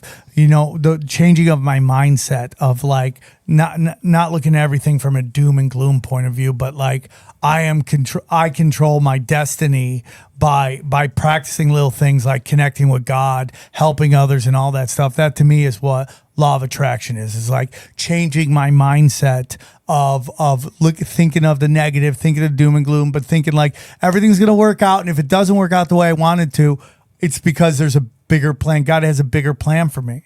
And to think it's not going to work out is to worship two gods. It's like God has the best plan for me. And like I'm a knuckle dragging, sex addicted, cocaine rock and roll guy, and I go, God has the best plan for me. Like so it's like I have this kind of this kind of visceral reaction to saying it because I am dealing with old wiring. But that's where I am. We all are, yeah. Yeah, I mean, we've taken a lot of damage by not by trying to get what we want, right? Yes, and that is it. Yeah. To try to get what we want, and that's it. And like to love others. So I am in this growth, but I do see that with like this cultural Marxism, and we've had Susan Belford on. Is that her last name? Bradford on. And she talked about how, do you guys believe in the black nobility? Does that resonate with you at all? Do you, the old banking families that's from part Rome? Part of the power structure. Yeah, that go, and then supposedly they go to China. They try to manipulate them, and the Chinese are like, why are we going to play with you when we could fuck you up? And then they start to teach them Confucianism, which is thought to be an old, basically Malachian, satanic view of the world. What are your thoughts on that? And do you have? If you don't, that's fine as well. I think Confucianism is amenable to to China. It's their sort of working philosophy and system. It's atheistic, so I think it fits with their and they just see it as kind of like ties into their view of Marxism because it's dialectical. For Marxists and Confucianists, everything satanic? is I would say dialectics is satanic, yeah, because it views everything as flux, revolution, struggle. And really, that just paves the way for a giant tyrannical superstate. So, yeah, it's atheistic. So and that's why with their deep, I mean, for me, it's like everyone's afraid of China, but I think China's going to fall because everything they do is anti-God. But so is the West. So well, and look at what's happening to us. Right. I mean, and people just like, again, you people just don't realize how powerful we are. We are allowing these things to happen because they've convinced us that we're powerless. Mm-hmm. And reality is, the great example is when the Koreans got on top of their liquor stores and said, enough of this bullshit. And the riots, the Rodney King riots. Yeah. That's old school LA stuff here. Right? Rodney King. Right? But even if you look at Kenosha. Yeah. The adults showed up going, hey, man, enough of this bullshit. And it all stopped. It's weak men make hard times. Right. Well, in France, like you can't defend yourself. So you're penalized if you try to defend yourself. So yeah. They've intentionally basically collapsed. That's what they're trying to do in New York. Well, yeah, and I think that's to eventually collapse. Like what's happening in France, they're going to do the same thing here. They're going to try to collapse the country. Oh, yeah, they're trying to do it right now. Yeah, you think that country's done? Very possible. I mean, I don't know. I mean, if you can't fight back, like what are you supposed to do? I saw a video of the police laying down all their guns. Yeah. So what are you going to do? Yeah. I mean, and everything's about keeping a paycheck. But I do believe, I don't know, man. I have faith, but it's again, we had Mel K on. She says by the 2024, it's going to be the immigrant riots, and nothing that I've seen since then has told me that doesn't completely line up. What's that book, the Milner book, the last 100 pages? Yeah, you I were brought talking about? I've been lecturing through one of these big elite texts, and it talks about the fact that the plan was 100 years ago. The Fabians basically had the plan to Fabian Society. We Yeah. just talked about that on the last episode. Fabian Society planned to basically turn Europe Islamic, not because they believe Islam. It's just a tool, right? So the same thing. I mean, you can see the same model of how you just basically destroy national sovereignty and flood. It has nothing to do with helping the immigrants. It's all like a bunch of child trafficking. Yeah, 100%. Yeah. And it's done under there's so many layers of the deceit. Right. It's like, oh, they're just fleeing their country because we're bombing the fuck out of them. Right. Then they'll be like, oh, they just want cheap labor. Right. But in reality, they want destabilization And human trafficking. And if you take a look at the deepest levels, the places like Israel is building a wall, and then they're shipping out literal Jews who are black, African, Middle Eastern. They're trying to get them out. Think about that. It's 100% true. And people and again, we've talked about this. You got DeSantis, you got Abbott moving. Oh man, we're sending all these illegals to these other countries, all these democratic cities. Or are you moving assets around? That's 100% what's happening. DeSantis is a globalist. Wasn't he? Yeah, I remember I had a conversation with Colonel McGregor, and he was saying something about this Skull and Bones, or I don't forget what the connection was with DeSantis, something like that. So then we get into what Johnny and I discuss all the time is there's globalists out there. What is the opposite of that? It's a local, but it's like, what did the Nazis demonize? Nationalist.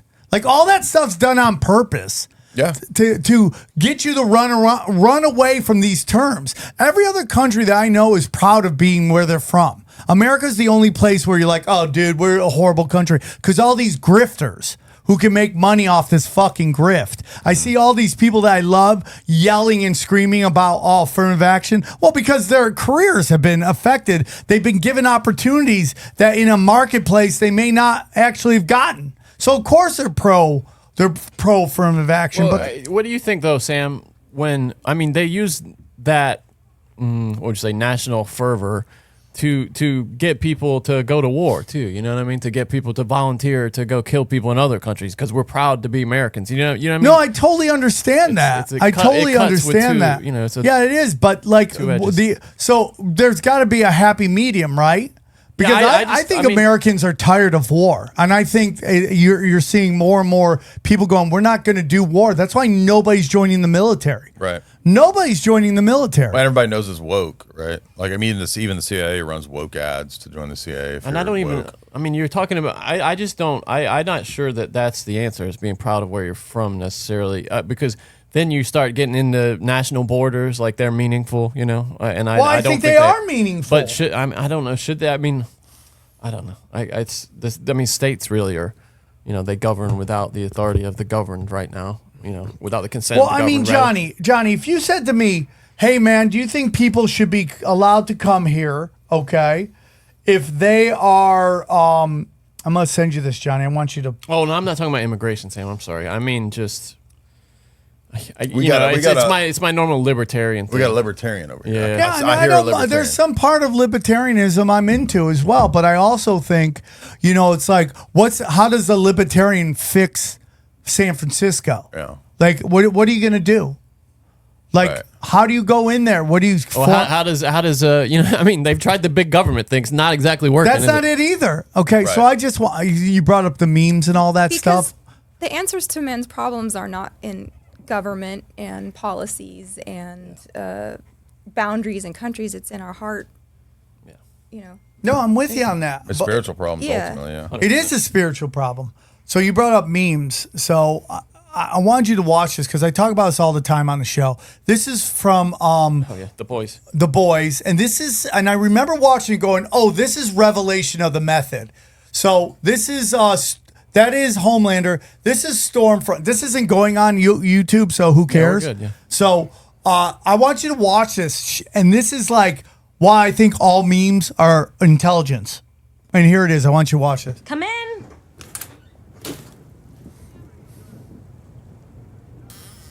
Homelander walks inside some RV. He's upset.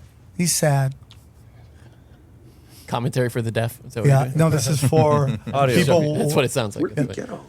Oh, this is just the first batch. I'll have Logan punch up the fear. Logan? My meme queen. So, when you see it on your uncle's Facebook page, then you know it's working.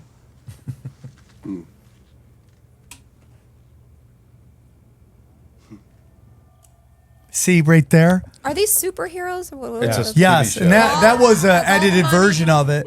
But basically, she tells you right there that her organization, which is this dark organization, creates all these But memes. there's another scene where they admit to making memes on both Yeah, sides. yeah, too. that wasn't. I thought that was it, but I guess it wasn't. So 10 years ago, there were articles about GCHQ, which is the British version of the NSA. They were studying the psyops of meme warfare.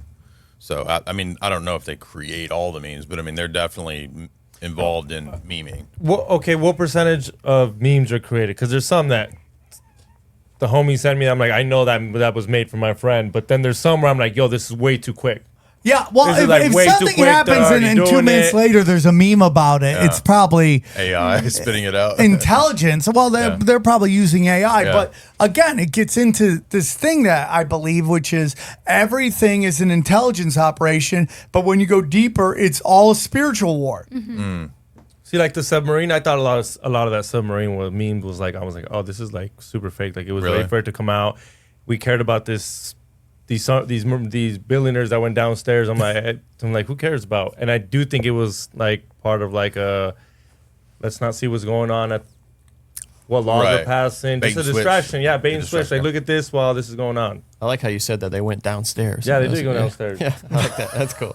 Is that what you call the bottom of the ocean Yeah, downstairs? Yeah, that's where the I lizard respect people that. live. Yeah, Hollow Earth I downstairs. respect that, bro. I respect that. I respect that. So, how do you think the next couple years play out?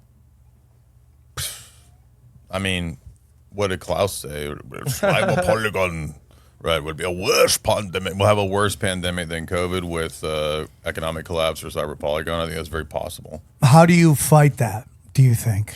How do you push Bitcoin back? and live in the country? So- Gold, Bitcoin, live in the country? How's Bitcoin going to do you any good if the internet's out? That's what I'm scared of. Well, the internet's not going away. It might Well, go that's out. what he's talking about. It might go out, but you don't lose your Bitcoin if the internet goes out, right? I mean, you have to have the internet to use it, but I mean, you can also transact with What about gold and silver and guns? Yeah. Do you own any of those? Yeah. I live in Tennessee, dude. Nice. Everybody in Tennessee has guns. Everybody. Yeah. So I've been thinking about, I'm loading up on everything. And then the key is, you got to get food. We gotta get your heart right first. Well, that's With what I'm God. working Be on, prepared dude. to die, Yeah. and then you won't be scared of what you have to face, and then you can think about practical things like food, water, resources, things like that. I mean, I think they're gonna pull some But crazy prepare to shit. die is my advice, Yeah. I and think then crazy shit's coming in next. and then try to survive. I think by the 2024 election, about 3 or 4 months out, maybe even 4, that's when shit's going to get real fucking crazy. Dude, Alex just played a clip today, or yesterday and today, about the WEF and the UN saying that in 7 years, the plan is that you have no private property, no fashion. It was really they actually use that terminology. You will not have fashion. Really? Yeah. It's like wow. you will have like 2 gray outfits that you wear, literal 1984 jumpsuit shit, right? She's too great. That's what. Yeah, That's seriously. You will have 2 gray outfits, one for Monday, one for the rest of the week, right? 2 gray outfits. That's it. But it literally says because if you remember in 1984, Winston has 1 gray thing, right? He's like, you will not have private property. They said it again. Yeah. In that's 7 years, that's the plan. So Yeah, that's what is why- That's got to be some kind of collapse. Well, they've also talked about how in X number of years there will be no more flying. So if you study how shitty it is to fly right now, they're purposely trying to make it so you don't want to fly. They're making it so miserable that you're like, why? No, I'm not going to get on a plane anymore because they don't. If they want you in a 15-minute city, why do they want you flying anywhere? Right. So the question is, do you think Klaus Schwab is just out of touch? We know somebody like Hillary Clinton has zero clue of how the world sees her. She's always like, I might run. Yeah. You know, you're like, nobody likes you, bitch. Get the fuck out of here. Right? So do you think that he is, because, listen, obviously I don't trust, I don't trust Trump. I don't trust anybody. I prefer Trump over Biden, but I don't trust any of those guys, okay? That includes RFK Jr. Everyone wants him on the show. I love him on the show. I don't trust anybody, not looking for anybody to save us or anything like that, okay? But I just feel that their plan isn't working the way they wanted it to. Like, maybe they got some stuff through, but what they really wanted didn't get through. Like, they want us on fucking, you know, some kind of pass, like, I don't know, some kind of like vaccine passport, you know, pandemic treaties, all that. But they move forward like it's still on course. Yeah. When everyone's like, nope, we're not playing ball with that anymore. Right. What are your thoughts? They don't care. They're going to keep moving forward. Will it be implemented? They're going to try, yeah. But do you think, I personally don't think. You don't think it'll fly? Right. I guarantee you in your show tonight that you have plan A to Z and it's going to go great, but there's going to be moments you're like, oh, fuck. Okay, let's keep this. You know, because it's so hard to pull off anything. It's just, so now imagine. So how are they going to pull off this giant? The Earth. How are they going to get the Earth to all play ball? Maybe a war? Aliens, dude. Project Bluebeam. Well, yeah. Bluebeam, we've talked about that, yeah. Could be. Yeah, that's where it's at. We did a whole series of streams about the fake alien invasion and all of the documentaries you can look up. And Have you watched Mirage Man? You got to watch that. Oh, It's you a have to great see that. documentary. You should watch that. It's great. What's it about? The alien, it's all a psyop. But do you believe that the psyop could be that somebody is coming for real and they don't want us to believe it? Is that possible? Okay. Okay. Well, do you think this psyop has been around since Roswell? Yeah. So you think they've just been slowly? Because I honestly think maybe Roswell even was before real. H.G. Wells wore the No, world H.G. and- Wells was yeah. writing about how to concoct a giant fake bullshit thing for 100 years. So, yeah, that's my take on it. But the aliens are demons, in my opinion. So I think there are they're demons. interdimensional things that can cross over and wreak havoc. But I don't think they're from outer space.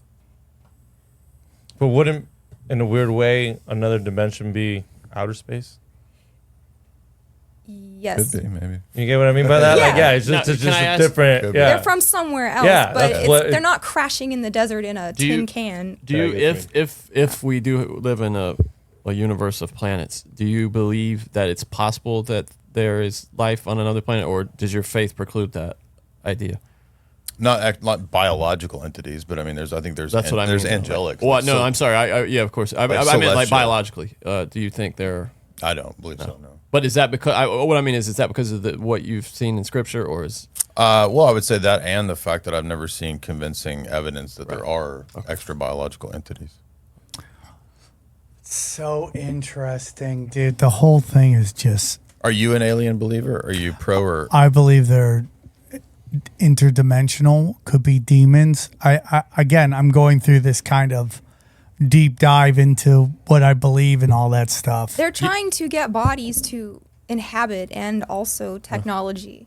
So they. So possession. Yes. So they're all demons. Is that what you say? Yeah. Everything's a demon. I'm not against what you're saying. You know what? One of the I most didn't think about interesting that. things about in the New Testament is that the only people who really recognize Jesus, if you look, are the demons. Yeah. Like anytime somebody's possessed, Right. they're like, I know who you are. You know, and it's really like everybody else before that, they don't know what to make of him. Right. But anytime somebody's possessed and they come across Jesus, they're like, I know who you are. What do you want? What are you here for? What are you trying to do? It's really spooky, dude. good The way. point. Oh shit. Yeah, it's really spooky, man.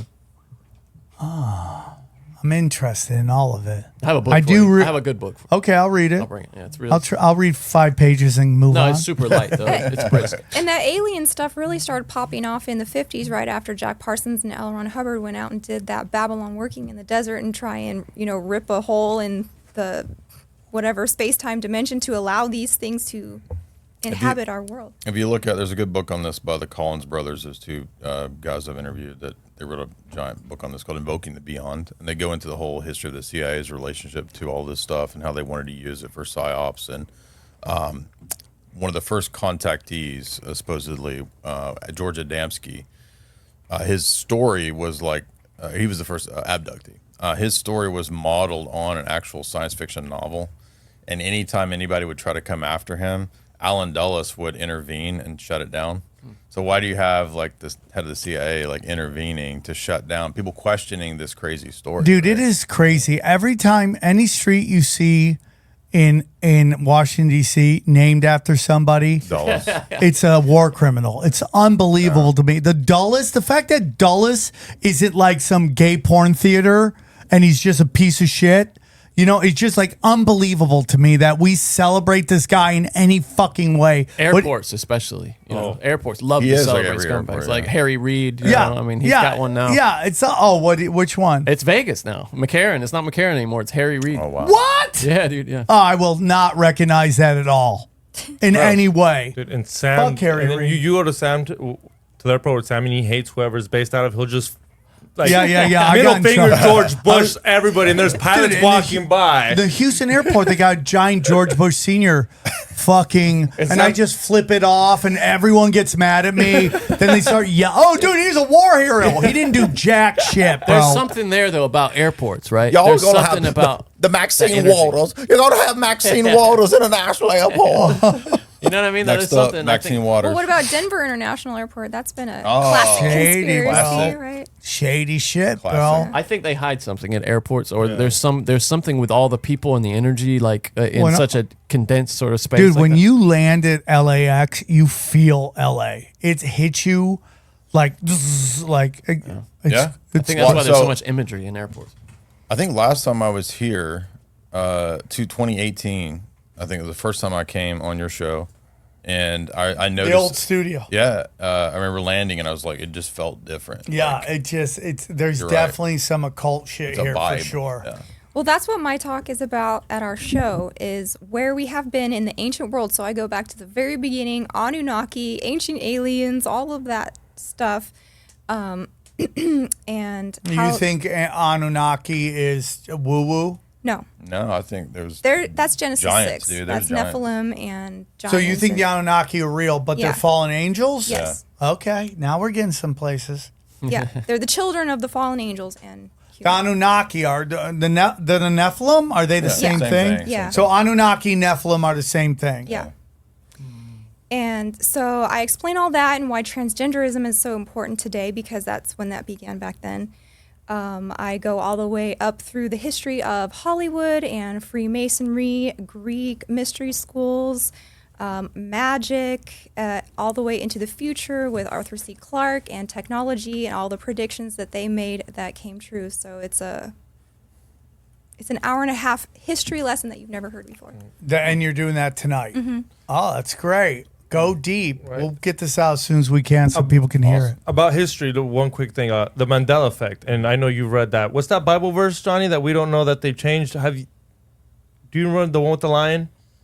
Oh, the lion. Well, yeah, the mention of the lion and the lamb, being what is it instead? The lion will lay down the lamb or whatever. It's actually, what is it? The wolf and the lamb. Yeah. Yeah, because it's a Mandela effect, and it's one of the ones that's been recently. Do they change that? Does the Bible? I mean, you've obviously read it. Do you think there's? Do you believe in the Mandela effect? I'm not a Mandela believer, but I mean, I think that there's some weird shit going on with CERN, but I know what you're talking about. I'm not sure. Yeah, because this quote. I mean, which one? How do you remember it went, Sam?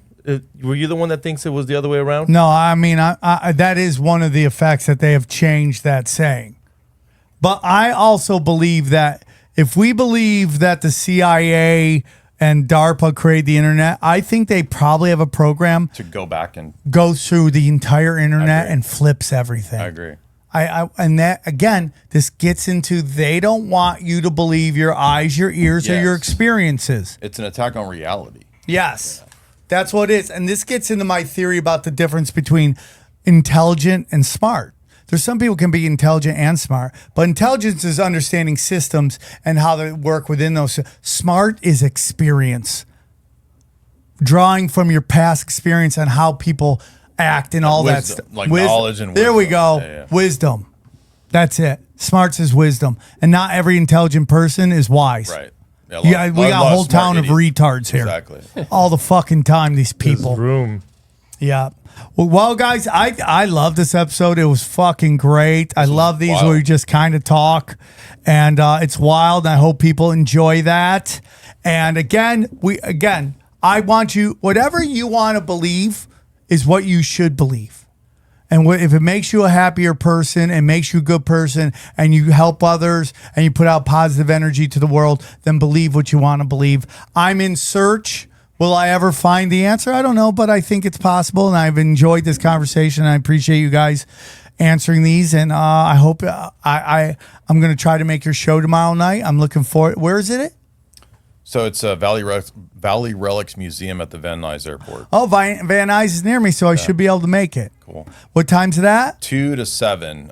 So yeah, it's a 5 2 hour to event, 7. yeah. Wow. Damn.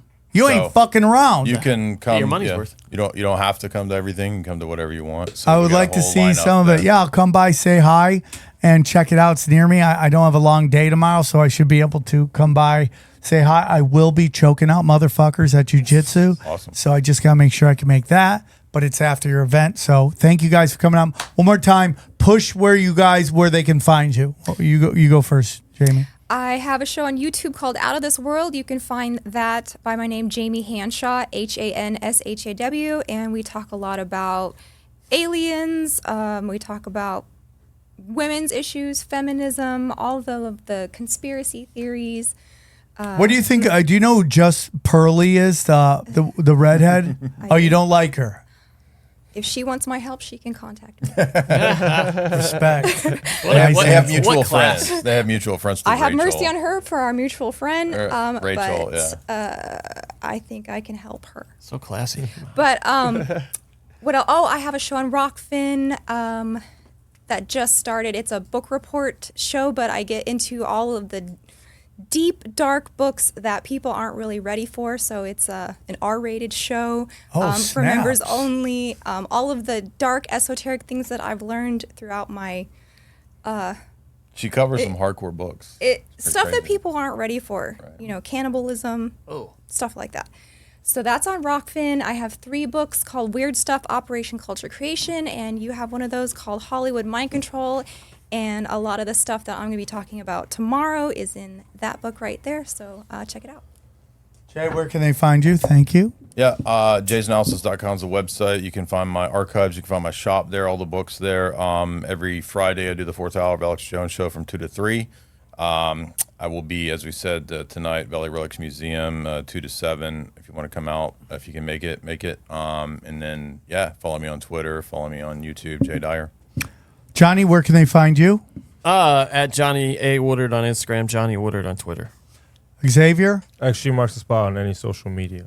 Anything else? Do you want to push? You don't have a podcast? We don't smoke the same. You guys already know. They listen Join to it us all on the Broken time. Sim too. Yeah, we're doing join us on Broken We're doing Sim. the You guys killing it. 75-day. We're doing the 75-day hard challenge, and it's kicking our asses. Oh, We're 2 yeah. days in, but I don't. Maybe people didn't put out episodes this week on Monday, but Broken Sim got up to 158 on comedy podcasts on Apple, which is impossible. So it's a show literally about nothing, but it's 2 hours of just us talking about our week and the chaos.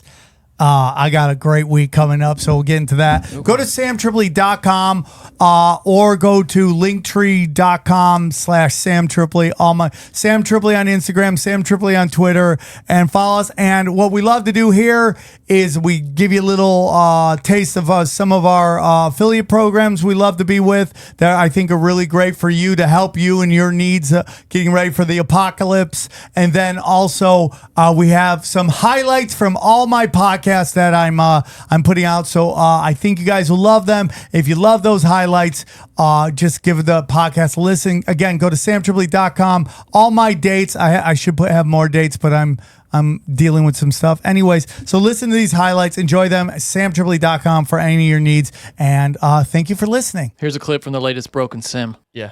I tell you who else is doing their Fuck the Gatekeepers tour is RFK Jr. He's doing everything. Yeah. Another I love guy we it. should get on. He went on Mar and had. My question is, Yeah, go ahead. like, do you think YouTube, if you just mention that guy, shuts you down? RFK? Yeah. I mean, everything he's on's got millions of views from what I've seen. All right, let's So watch he this. he goes on Bill Maher's podcast. It's funny how matter of fact he is. asking this guy about the death of his father. But boy, that's a big water bottle you got there, dude. Look at you just killing that thing, bro. That's you. And every time I see you, you have a different water bottle. Why is that? Well, this is the one I'm going with. It's You're steel. going with that one. Steel, yeah, that's good. It's better than plastic for sure. Yeah, I got rid of the plastic. So he goes on Mar, and Mar starts talking to him about the death of his father, and I just thought this was fascinating. We'll speed this up to you, but because I've heard you talk about this recently, and we don't. Now, on May 26, 1968, your father made a statement that we must defend Israel against aggression from wherever source. Our obligation to Israel, unlike our obligation towards other countries, are clear and imperative.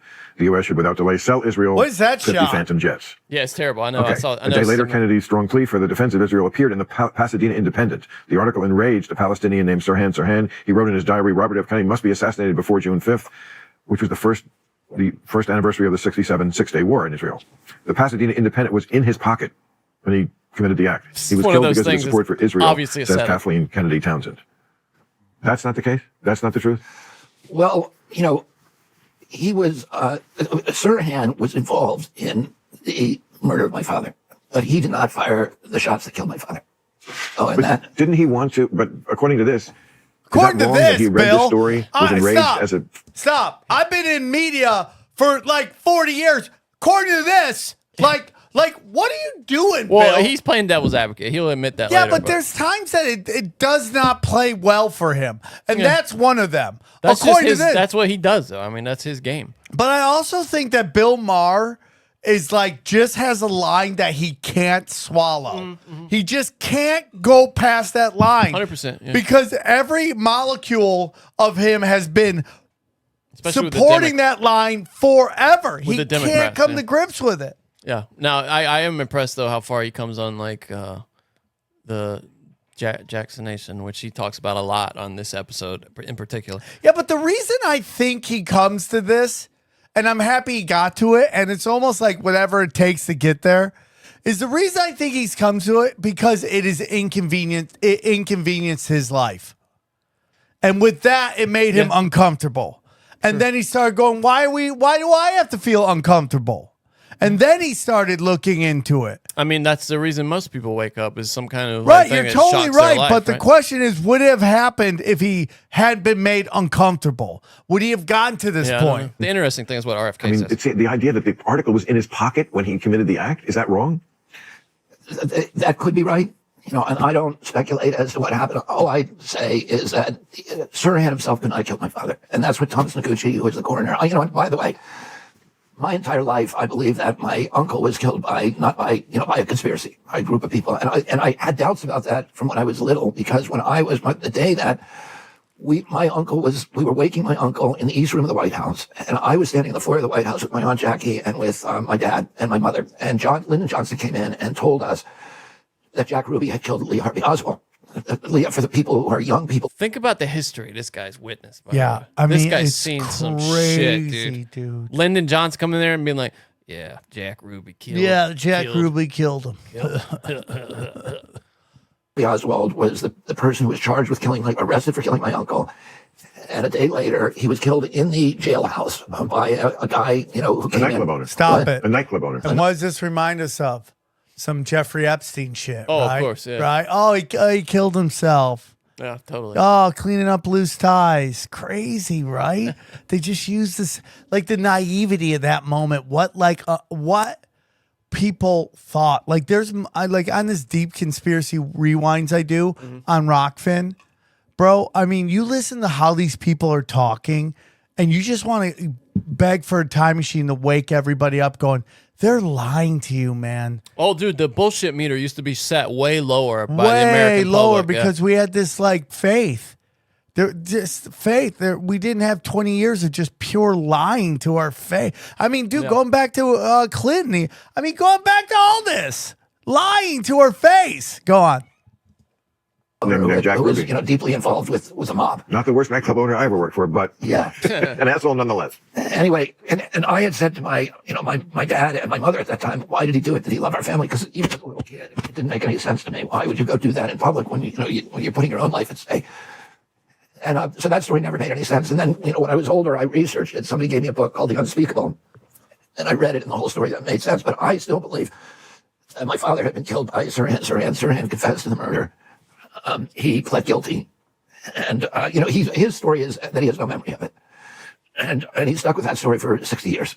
So, but Paul, there was a man standing, one of my father's best friends, was standing beside him when my father was shot. And his name is Paul Schrade. He was the deputy director of the United Auto Workers. And he's the guy who recruited Cesar Chavez to the labor movement, to the United Farm Workers, and then introduced my father to Cesar Chavez, which was one of the most important relationships that my father had.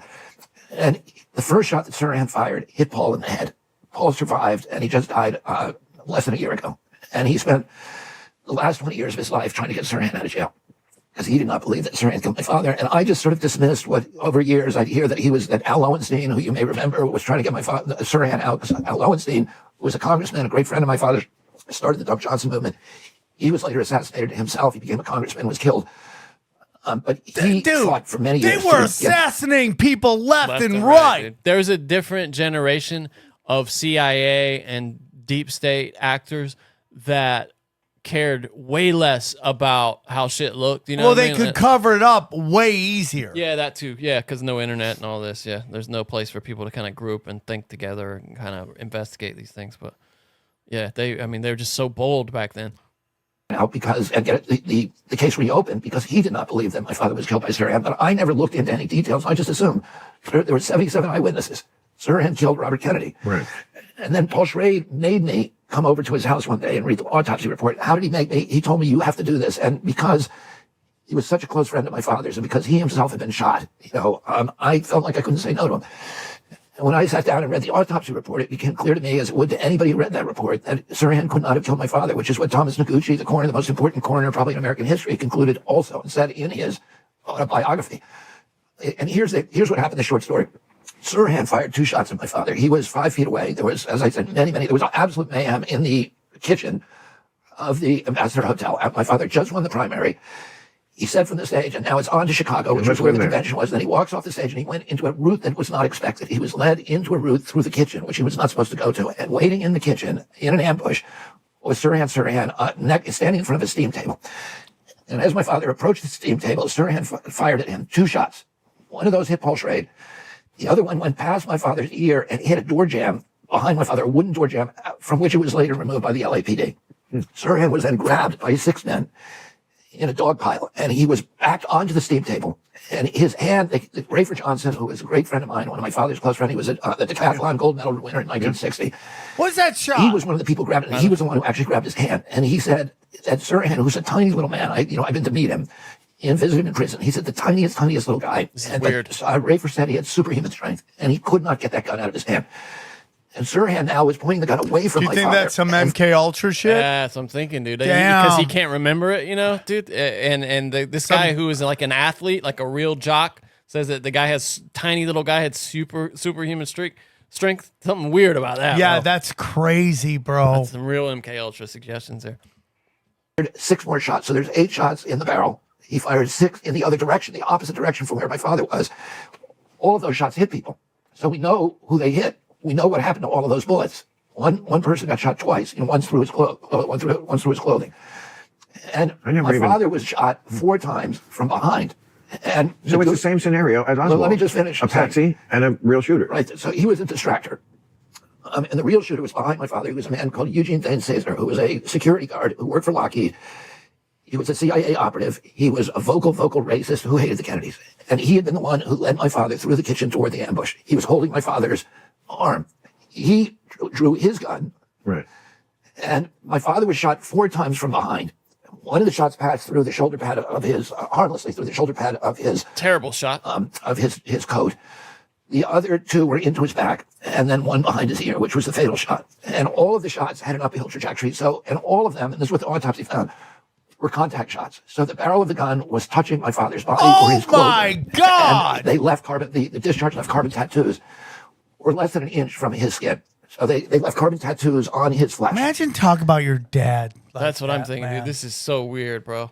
It's so and the disturbing. autopsy was an exquisite autopsy. It's called the perfect autopsy. Thomas Noguchi, who knew what had happened to President Kennedy's autopsy, which was, loaded with scandal, did not want the same thing to happen in LA. And he said, we're not going to do Dallas again.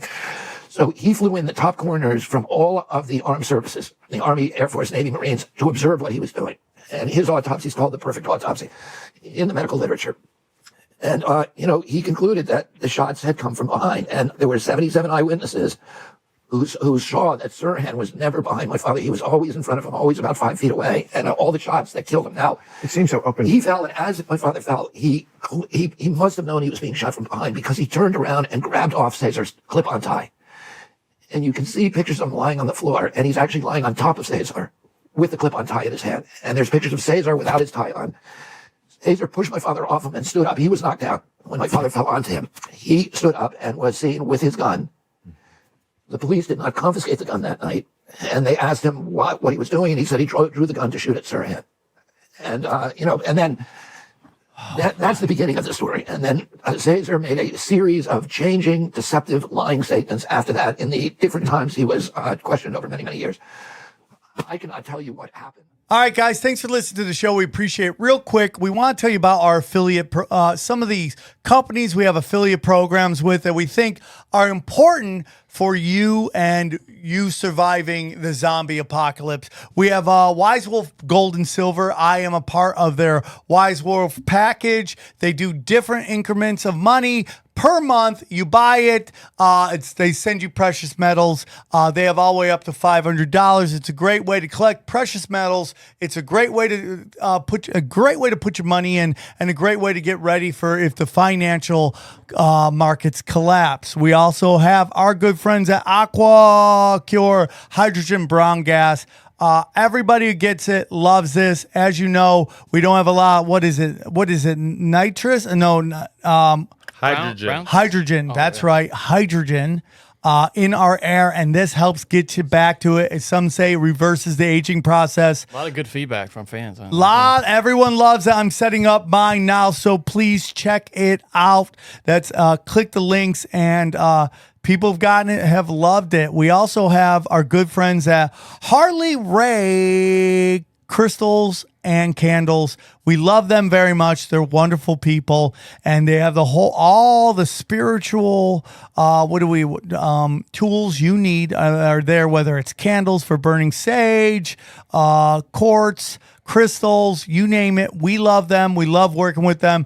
And if you use Swarm 15, you get 15% off your ads. And finally, we have two more. Joel Staley. I lost a lot of weight. I'm doing this hard 75. I think I'm going to ease in to the fasting program. But Joel Staley helped me lose a ton of weight, and I want you to check out his videos. He loves helping people get in shape, lose 20 to 50 pounds of fat in 90 days. You can do it because I did it. I hope you guys try it out. And then our friends at Legal Shield. If you need legal help, they're a great way to for a monthly fee, you get access to legal people that help you with business, legal plans, business builders, you name it. Charlie Robinson from Microaggressions hooked us up with this guy, and we're very excited about it. So, Mike, what? Macroaggressions. Is it a macroaggression? Sorry, Microaggressions is the real thing. Okay, macroaggressions. I love Charlie.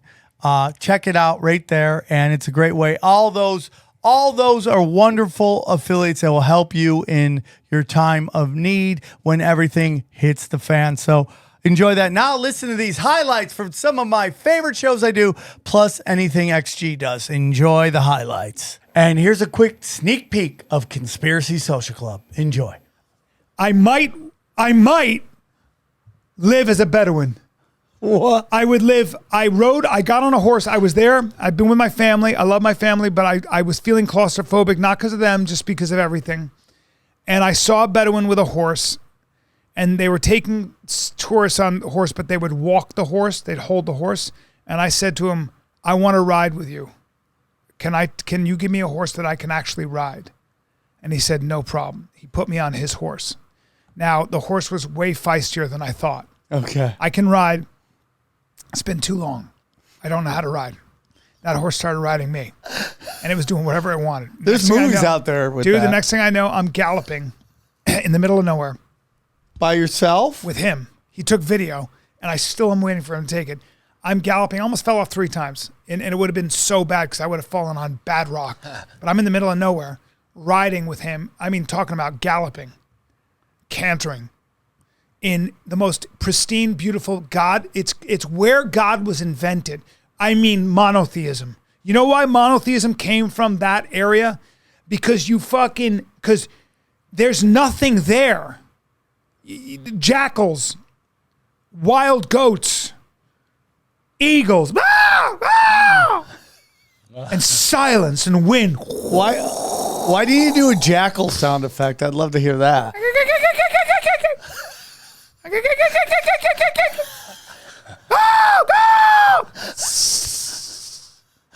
Snake, bro. Did I eat in a Bedouin's tent? The answer is yes. Did I have the best lamb I've ever had and chicken I've ever had because it was wild there? Yes. Did I have the best rice I've ever had? Yes. Sam.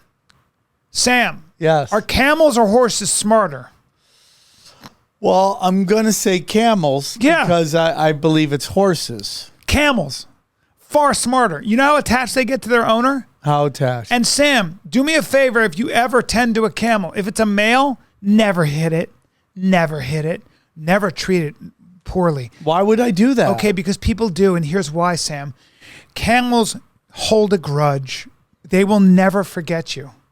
And sometimes people are dumb enough to sleep next to a male camel. Oh, no. Yeah. And it gets weird? No, it kills you. They kill you. How did they kill you? Okay, I'm if glad you treat asked. it bad or just in general, they kill get you. up and they you kneel on slide you. it. They kneel on you. They start slamming you with their They slam you with their fucking elbows, and you get fucking grounded and pounded until you die. They Tito Ortiz you. So watch this. You own a male camel. You hit it when you were a kid. You gave it a beating when you were a kid. You hit it, or you just treated it a little bit unfairly once. 10 years later, you're 20. You were 10. You're 20 now. 10 years later, you're sleeping next to him. You just relax. It's hot. You're leaning against him. And he kills you. Because of that fucking time, you whipped him a little too hard. He didn't like it. And he fucking kills you. So camels play the long game. Long game, bro. Check out this clip from the latest Cash Daddies. You can probably make as much as you want to. Look, I lived in the Atlanta area. I started a pressure washing business. I never held a pressure washer in my life. I'm making calls. How do I do this? What the fuck is this tip? What's the difference between diesel and regular? So I started this thing, and from that, I would go into houses and they're like, hey, do you charge to clean rooms? No, but my buddy that owns a Service Pro franchise, he does. And I know for a fact he made $425 last year. So I'd end up leaving a house. I've said this before, with contracts for painting, deck staining, window cleaning, inside and out, which people wanted twice a year. You have no idea how much money is in window cleaning, especially in the Atlanta area. I mean, you go to Alpharetta in those areas, and Country Club of the South. Those people want that shit cleaned twice a year. Yeah. I paid $1,000 recently just for the exterior of our house to be cleaned, just the windows. Yeah. And I had a guy in Atlanta, and that's all he did. He cleaned windows. He made $250, $275 a year. I love this. Windows. I'm talking. He had a system, squeegee system, in out, bang, bang, bang. He was quick, fast. This guy, he had just a nice system set up. But like the Service Pro's got to be one of the greatest franchises in the country. It has to be. Oh, okay. So Howie's basically talking about starting his own business, but why are you saying that franchising is a better option than starting your own business from scratch? Yeah, well, some people like Howie, they want to put their thumbprints all over something. Franchising may not be right for them. I won't pretend that it is. However, for so many that are looking to build a portfolio over time, and maybe they haven't run a business before, there are a lot of best practices you can glean from franchising. Some of the reasons I love franchising is it's a proven playbook. You're not having to question, is this business potentially profitable? Day one, here's the playbook. Let's go execute. You've got a coach on the sidelines in the franchisor, assuming it's a good franchisor, and that's where we help our clients determine that. You've got other franchisees living the same thing day in, day out in their market. Well, I've been a franchisor. I've looked across our system. You're constantly exchanging best practices with each other and learnings. down the line, there are going to be little things like economies of scale where maybe it's bulk buying potential for goods or services, marketing agencies. You already have data optimized around, how do you launch a business in that space? You don't have to spend as much on the marketing. But one of my favorite things is the exit. Ultimately, when you're a business owner, you're building for the cash flow, you get the tax benefits, but you're also looking to build towards an exit. And there's been studies done, I'm happy to get into detail here, around like kind industries where you have an exit that's a franchise and a non-franchise, comparing apples to apples. The franchise on average trades at a multiple 1.5 times the non-franchise. So there's a lot of value there if you've stood up a good business for someone to step into where, they love the fact it's already up and running, but you also, again, have the benefits of a franchisor and that support system on the back end. And, one thing I would add is, you look out there. We go deep, homeboy. Aaron, open your mind. Drink from the fountain of knowledge. There's lizard people everywhere. That's some interdimensional shit. Wake up, Aaron. This is only the beginning. Dude, you just blew my mind. Tinfoil hat, tinfoil hat, tinfoil hat.